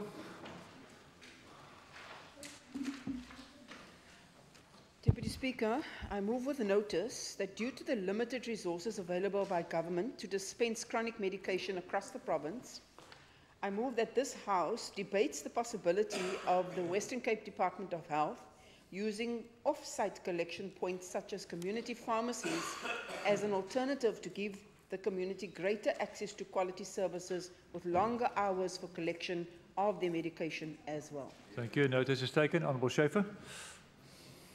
Deputy Speaker, I move that this House debates the economic impact of the National Health Insurance. Thank you. Notice taken. Honourable Gillian.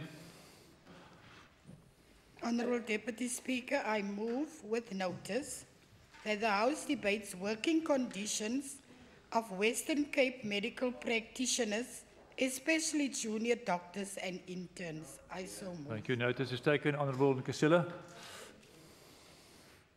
Honorable Deputy Speaker, I move that the House debates the impact of good governance in the Western Cape and its contribution to the quality of life and service delivery.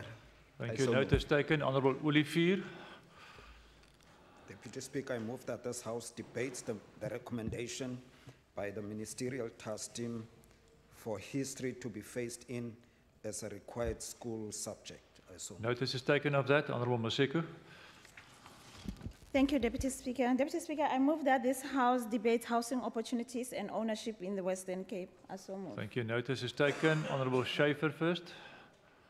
Deputy Speaker, I move that this House debates job creation in the Western Cape. Notice is taken of that. Honourable Olivier. I move that this House debates the spike in robberies at the Western Cape schools. I so move. Notice taken. Honourable Wenger. Thank you.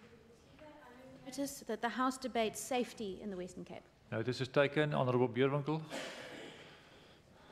Deputy Speaker, I move with notice that this House debates the serious abuse of state resources and attempt at using illegally obtained evidence submitted against dedicated officials in the Swellendam branch of Education Department and the Mayor of Swellendam. Notice is taken. Honourable Joseph. Thank you, Deputy Speaker. I move that the House debate the fourth industrial revolution and its implications for economic growth and job creation. I so move. Notice is taken of that. Honourable Schaefer. Deputy Speaker, I move that this House debates the growth and employment opportunities of the Western Cape agricultural sector. Notice is taken. Honourable Beerwinkel. Deputy Speaker, I move with notice that this House debates the extreme lack of commitment and accountability through political remiss by the MEC of Finance over the Western Cape Gambling and Racing Board with regard to their lack of implementing legislation correctly and timeously, resulting in illegal collection of fees from LPM operators. Notice is taken of that one. Honourable Gillian, do you want to move? No, nothing further. We will then move on to the next section where notices, motions without notice. Honourable Nkasila. Honorable Deputy Speaker, I move without notice that the House note that the Standing Committee on Local Government, having considered the subject of the Traditional and Cohesion Leadership Bill B23B of 2015, conferred on the Western Cape's delegation in the NCOP the authority to support the bill subject to the following amendments: that the bill does not differentiate between traditional leaders and cohesion communities in terms of recognition requirements, leadership, hierarchies and structures, control of land and territorial authority for traditional leaders compared to authority based on self-identification for cohesion leaders. Member, is that a calls on the speedy promulgation. Member, I'm trying to understand, is that a formal committee report or is it your own one? Motion. It's the motion. It's a motion. Deputy Speaker, the honourable member is preempting a decision that this House must still take with regard and in regard to that legislation. Yeah, I'm not aware what the outcome of the legislative process was. I will allow him to proceed, but and then I'll have to look at what the actual committee report says. Member, you may proceed. You'll get that. Thank you, Honourable Deputy Speaker. The ANC should have objected there in the meeting. You carry on. Calls on the speedy promulgation of this bill so that the dignity of cohesion communities may be restored. Notice is not notice taken. Are there objections to that? I'll take it as objection. It will be printed on the order paper. Honourable Gillian. Thank you, Deputy Speaker. Honourable Gillian, you may proceed. Motion. How it's written. Deputy Speaker, I move without notice that this House notes the Hawks with the Health Professional Council of South Africa arrested 6 bogus doctors and almost 15 premises were subjected to search and seizure operations after it transpires that the alleged doctors were practicing without valid licenses in this province. in areas like Belleville, Palm, Bekwini, Kailicha, and Philippi. And we commend the Hawks and HPCSA on their successes. I so move. Are there any objections to the motion being moved without notice? No objection to the motion itself. Agreed to. Honourable Max. Thank you, Deputy Speaker.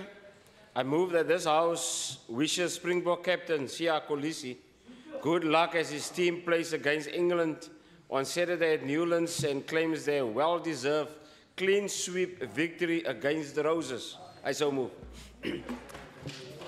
No objection against the motion being moved without notice. No objection against the motion. I so move. No objection to the motion being moved without notice. No objection to the motion itself. Motion is agreed to. Honourable Winger. Thank you, Deputy Speaker. I move without notice that the House congratulates the City of Cape Town's Shot Spotter program for the first Shot Spotter linked conviction and sentence, which was handed down in the Wynberg Regional Court earlier this month. Any objection? Are there objections? There are objections that will be printed on the order paper. Honourable Gopi. There was an objection to the fact that it was moved without notice. Honourable Gopi. Motion without notice. I move that the House notes and commemorates with the family of slain Jerome Moses, 46, who died in a shack fire in Kensington last week, and calls on the provincial government to own up as it doesn't prioritize housing delivery for the poor in the province. I so move. Any objection? There's an objection there to the motion being moved without notice. It will be printed on the order paper. Are there any further? Honourable Kivedu. Motie sonder kennisgewing. Dankie, agbare adjunkspreker. Ek stel voor dat hierdie huis sy diepste medelee uitspreek teenoor die man, kinders, kleinkinders en geliefdes van Shireen Hart, 'n uitnemende opvoedkundige en bemagtiger van ons jeug in Atlantis, in haar hoedanigheid as programbestuurder van die Atlantis Volwassene Onderrigsentrum, bekend as AFOS, na haar skielike heengaan verlede week. Mag haar siel in vrede rus en God haar geliefdes troos. Ek beweeg. Geen beswaar teen die voorstel sonder kennis, geen beswaar teen die voorstel self. Goedgekeur. Honourable Christians. Deputy Speaker, I move without notice that the House extend our appreciation to the businesswoman, Soria Williams, age 41, from Westgate, Mitchells Plain. She is the founder of a non-profit organization named Design 26 Foundation, who strive to empower young women with skills in manufacturing. Soria Williams' passion came from her mother, and after the passing of her mother, she's now currently running a workshop and currently empowering 15 women in this industry. Thank you, Deputy Speaker. No objection to that motion being moved without notice. No objection to the motion itself. Agreed to. Honourable Beerwinkel. Deputy Speaker, ek stel voor sonder kennisgewing dat hierdie huis ons innige meegevoel deel met die hele AGS gemeente van Suid-Afrika, met die heengaan van die geliefde pastoor Delport van Wellington gemeente. Hy was ook die ondervoorsitter van die Boland streek. Ons wens sy vrou en sy enigste seentjie tesame met hulle hele uitgebreide gesin sterkte toe in hierdie tyd van rou en seer. Geen beswaar teen die voorstel sonder kennis, geen beswaar teen die voorstel self. Goedgekeur. Honourable Dugmore. Thank you, Deputy Speaker. I'd like to move without notice that this House notes and congratulates former President Thabo Mbeki on his 76th birthday, which took place on the 18th of June, and notes further that his contribution to the liberation of our country, as well as its transformation in the past-state era, and wishes him many more years to come filled with health, happiness, and his ongoing contribution to the national democratic revolution. Thank you. No objection to that motion being moved without notice. No objection to the motion itself. Agreed to. Honourable Max. Honourable Deputy Speaker, that this House congratulates the Springboks who beat England again in the second test in Bloemfontein last Saturday, taking an unassailable lead in the three-match series with 23 points to 12 at the final whistle. that this House further congratulates Tendai Beast Mtawarira, who played in his 100th test for the Box on Saturday. I so move. No objection to that motion being moved without notice. No objection to the motion itself. Agreed to. Honourable Olivier.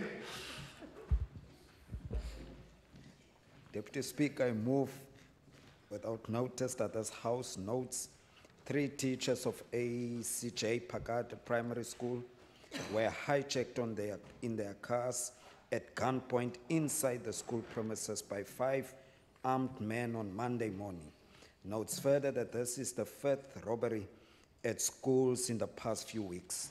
Condemns in the strongest possible terms the provincial government's failure to ensure safety for learners and teachers in schools, and calls on the department to come up with programs to respond to this increasing number of schools attacks. I so. Thank you. Are there objections? There are objections. That will be printed on the order paper. Honourable Dugmore. Thank you, Deputy Speaker.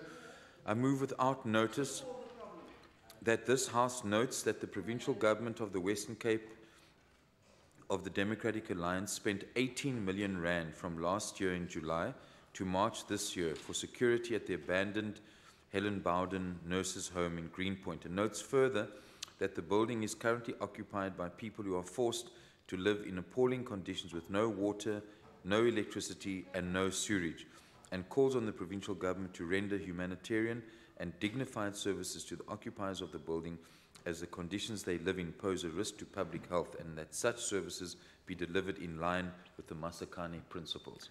Any objection to that motion being moved without notice? No objection to the motion itself. Agreed to. Honourable Kividu. Thank you, Deputy Speaker. Motion without notice. I hereby move without notice that the House congratulates Mrs. Pumla Satio, the Director of Curriculum FET at the Western Cape Education Department, who retires after 44 years of working at the department. Notes that her long service and contribution to the education field has shaped generations of leaders and professionals. Mrs. Satio's career stretches from multiple roles, starting off as a teacher of English in 1974, 2, head of Department English 1975, 3, head of Department English in 1988, and 4, deputy principal, then principal in 1992. Wishes Mrs. Satio a wonderful retirement. I so move. Thank you. Any objection to that motion being moved without notice? No objection to the motion itself. Agreed to. Honourable Nkondlu.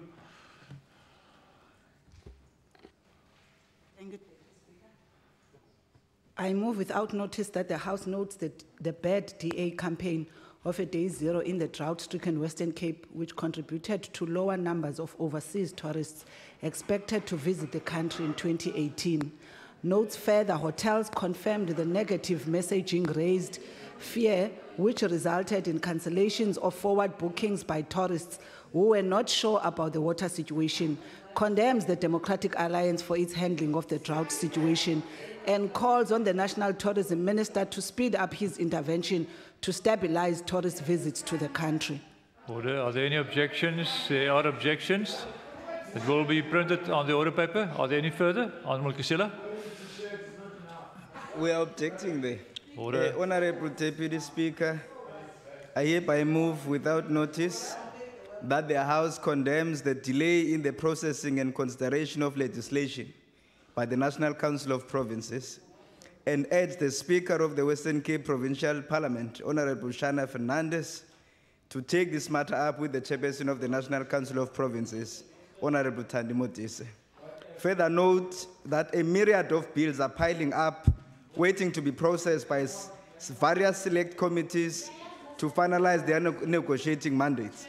Recognizing that the Standing Committee on Local Government has 2 pieces of legislation affected by this, namely the Traditional and Cohesion Leadership Bill and the Traditional Leadership and Governance Framework, and that has constantly delayed our program due to the ever-changing program of the NCOP.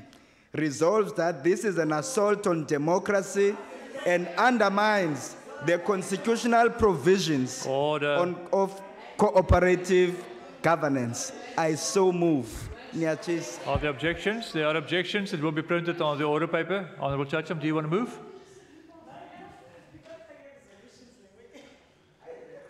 Deputy Speaker, I move that the House notes 19 June 2018 marked 105 years since the commencement of the Diapolitical Native Land Act of 1913 under the South African Party, which is the predecessor of the DA, in fact.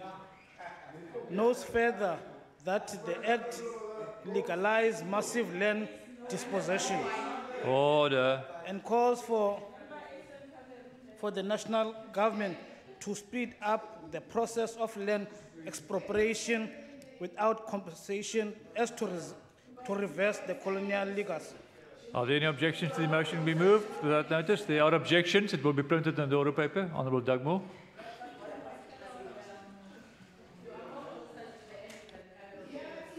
Thank you, Deputy Speaker. I move without notice that this House notes that 6 people were tragically shot yesterday morning as armed men opened fire on taxi buses and commuters at the Joe Slovo taxi rank.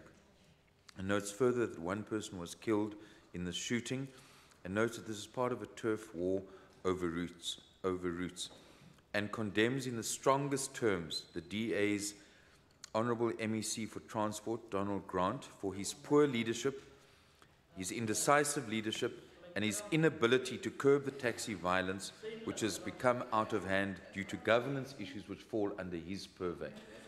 Are there any objections to that motion be moved? There are objections. Will be printed on the order paper. Are there any further? Honourable Kividu. Order. Thank you. Thank you, Deputy Speaker. I hereby move without notice that the House send its condolences to the family of Livingston High School Principal Theodore Breinders, who sadly passed away after suffering a major heart attack. May his family, friends, colleagues, and learners find comfort during this difficult and unfortunate time. I so move.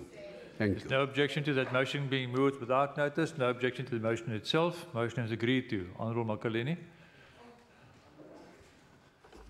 Thank you, Deputy Speaker.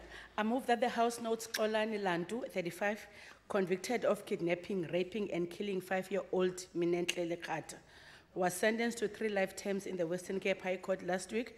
He welcomes the sentence and calls on the Western Cape Premier to institute a Provincial Commission of Inquiry into child murders to determine the motive behind the spike in child killings and make recommendations on how to address it, instead of relying to questionable research by students.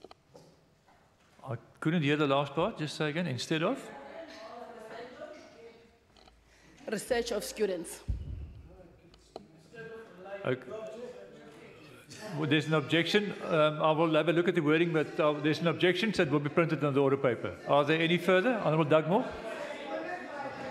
Honourable Dugmore. Thank you, Deputy Speaker.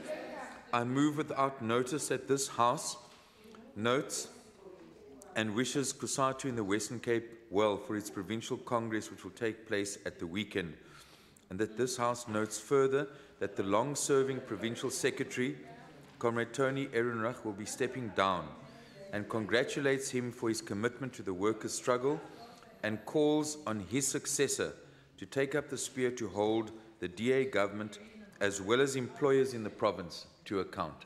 Are there any objections to that motion? There's an objection, so the motion will be printed on the order paper. Are there any further? Honourable Nkonlu, do you want to move? You may move.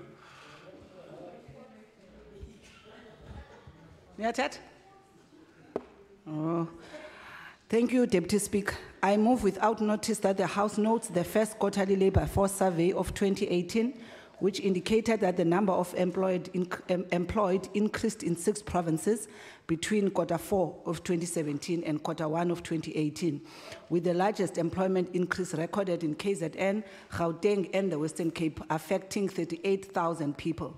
Notes further that while the official unemployment rate remained unchanged at 26.7% in Q1 of 2018 compared to Q4 of 2017, the official unemployment rate increased in the Western Cape, while in KZN it decreased by a whopping 1.8% and in Gauteng by 0.5%, and congratulates the KZN and Gauteng on its performance.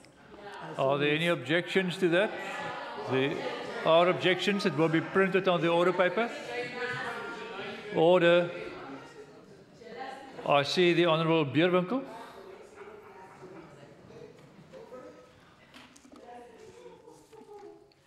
Deputy Speaker, I move without notice that this House congratulates the presiding officer, Mr. Johan van Tonder, and the union representative, Mr. Jacques Adams, who yesterday presided over a case and defended 2 education officials respectively.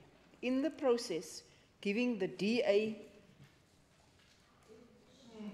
the Swellendam Mayor, and the Department of Education a devastating knockout blow lesson in law and unfair labour practices by dismissing with contempt the frivolous, trumped-up charges laid by the department without proper evidence of substance. There are objections. I can see to that motion being moved without notice, so it will be printed on the order paper. Honourable Janki, it's now your turn. Yes. The objection was to the fact that it was without notice. Honourable Janki, you may proceed. That the House notes the ANC caucus in the city of Cape Town laid criminal charges against the DA leader for illegal possession of confidential council documents. Notes further that the charges relate to a forensic report that was submitted to the council at a special sitting, which landed into Maimane's hands, and which he used in his political war with Cape Town Mayor Patricia de Lille, and calls on Honourable... What is eye-opening, Chair, here is that this has been commissioned by the Bavarian State Ministry of Education, Cultural Affairs, Science and Art, and this is to really represent the interests of young people. And one of their programs, which is also relevant to us, is a student exchange program for 10 weeks, where some of our learners between the ages of 16 to 25 visit their country for 10 weeks and vice versa. And this is really to learn the cultural aspects of the 2 countries. Chair, we also learn here, Deputy Speaker, that there are a few challenges that we need to, maybe from our side in this country, needs to look at. And this is the conditions for those learners to go and attend, and the conditions, particularly with regards to financial resources for learners, because they need to pay a portion of it, as well as the visa, the application, and the visa condition that they need to go through before being able to jet out of our country.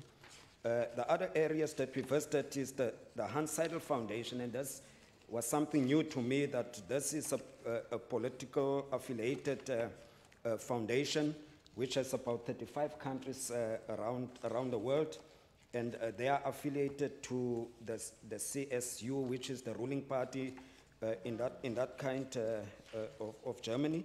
And they've got a number of programs, Chair, which really might benefit in its future programs in our own country.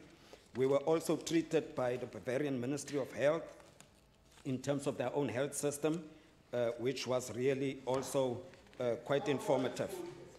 So Chair, in closing, because I'm not going to use all 6 minutes, is to thank the legislature, to thank the caucus for allowing us this opportunity. I must confirm, Chair, that this has been a good experiment, and I think our team, for once under our leader of the delegation, Honourable Wiley, I think we had quite a good visit, and this tour was really for us a team building, and I hope this can really be exercised in this House. I think we represented, I think, the Western Cape and South Africa very well. And I want to thank the staff as well who organized it. I hope, Chair, that whatever we've learned, that our executive here should be able to further engage and to see how we refine some of those programs and also addressing some of those challenges. Thank you, Member. Your time has also now expired. Honourable Wenger. Thank you, Honourable Speaker. A multi-party delegation of this Parliament visited Bavaria and Germany in November last year, which I was indeed, which visit was a display of better together. We were able to learn and to teach and to further our partnership with the Bavarian government. In particular, I'd like to focus on our visit with the Bavarian Police Commissioner and the police service. Bavaria is the safest state in the Federal Republic of Germany, with the lowest levels of crime in the country and first-class crime solving and conviction rates. The state of Bavaria has more than 41,000 police officials in a 24-hour service. The police service a few decades ago struggled with poor community police relations and has transformed into one of the most trusted police services in the land, if not on the European continent. Many citizens actively participate and volunteer in community safety structures and in what might be the equivalent of our neighbourhood watches.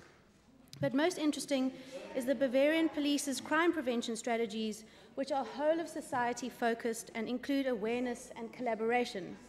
These programs start at school level to create awareness. Order, members. Mr. Wiley, just 1 second.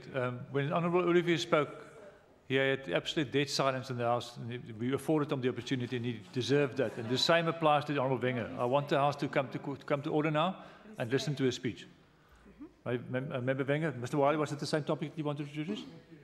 Honourable Wenger, you may proceed. As I mentioned, Mr. Deputy Speaker, the crime prevention strategies are whole-of-society focused and include awareness and collaboration. The programs start at school level to create awareness and foster good community police relations and run right through to senior citizens who are provided with crime prevention courses. The private sector is also involved in crime prevention strategies, for example, bank clerks who provide safety advice at counters. These effective crime prevention strategies, in conjunction with good community police relations, have been the major contributors to their successes and low crime rates. The partnership established last year continues as a result of our visit. The South African Police Service, both from the Western Cape and head office, along with our Western Cape MEC, have had the opportunity to further engage with the Bavarian Police on crime prevention and community police relations, amongst other important topics. This partnership between governments has great potential for learning and teaching and for the direct benefit of the citizens of this province. Another highlight of the trip, which I wish to mention, Mr. Deputy Speaker, was with our engagement with the Bavarian Youth Council, which represents the interests of the youth through the development of policies to aid and advance youth needs. So successful is this council that it reaches 2/3 of all youth, children and adolescents in Bavaria.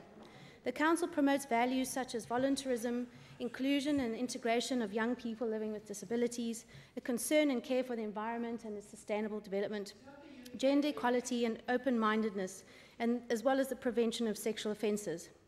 We are also able to engage on the learner exchange program between the Bavarian and Western Cape governments, but unfortunately has been impacted by the South African government's stricter regulations for South African children wishing to leave our borders.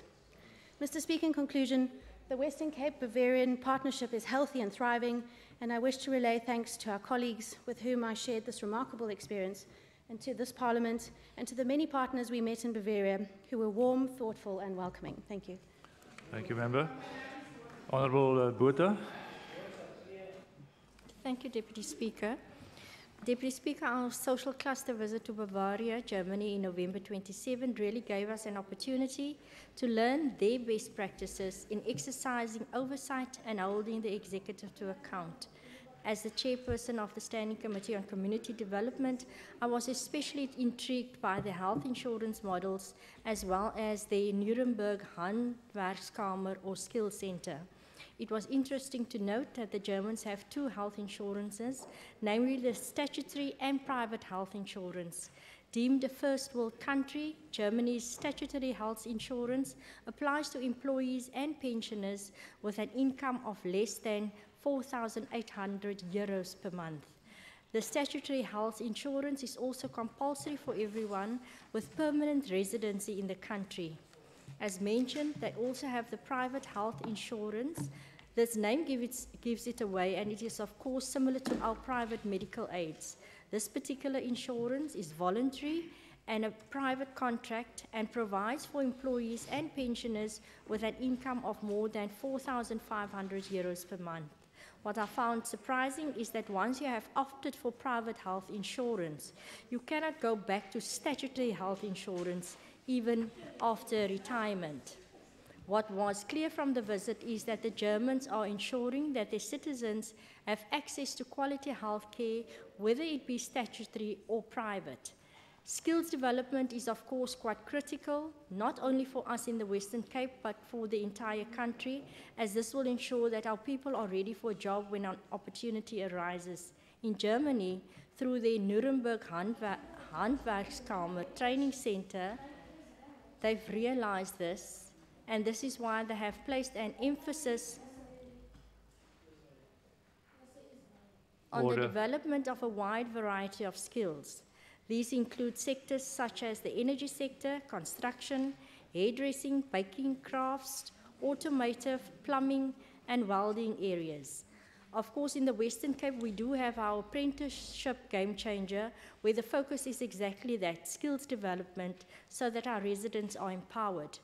It must, however, be mentioned that the Handwerkskammer is no stranger to South Africa, as since the 90s, they've supported and conducted learnership projects in our country.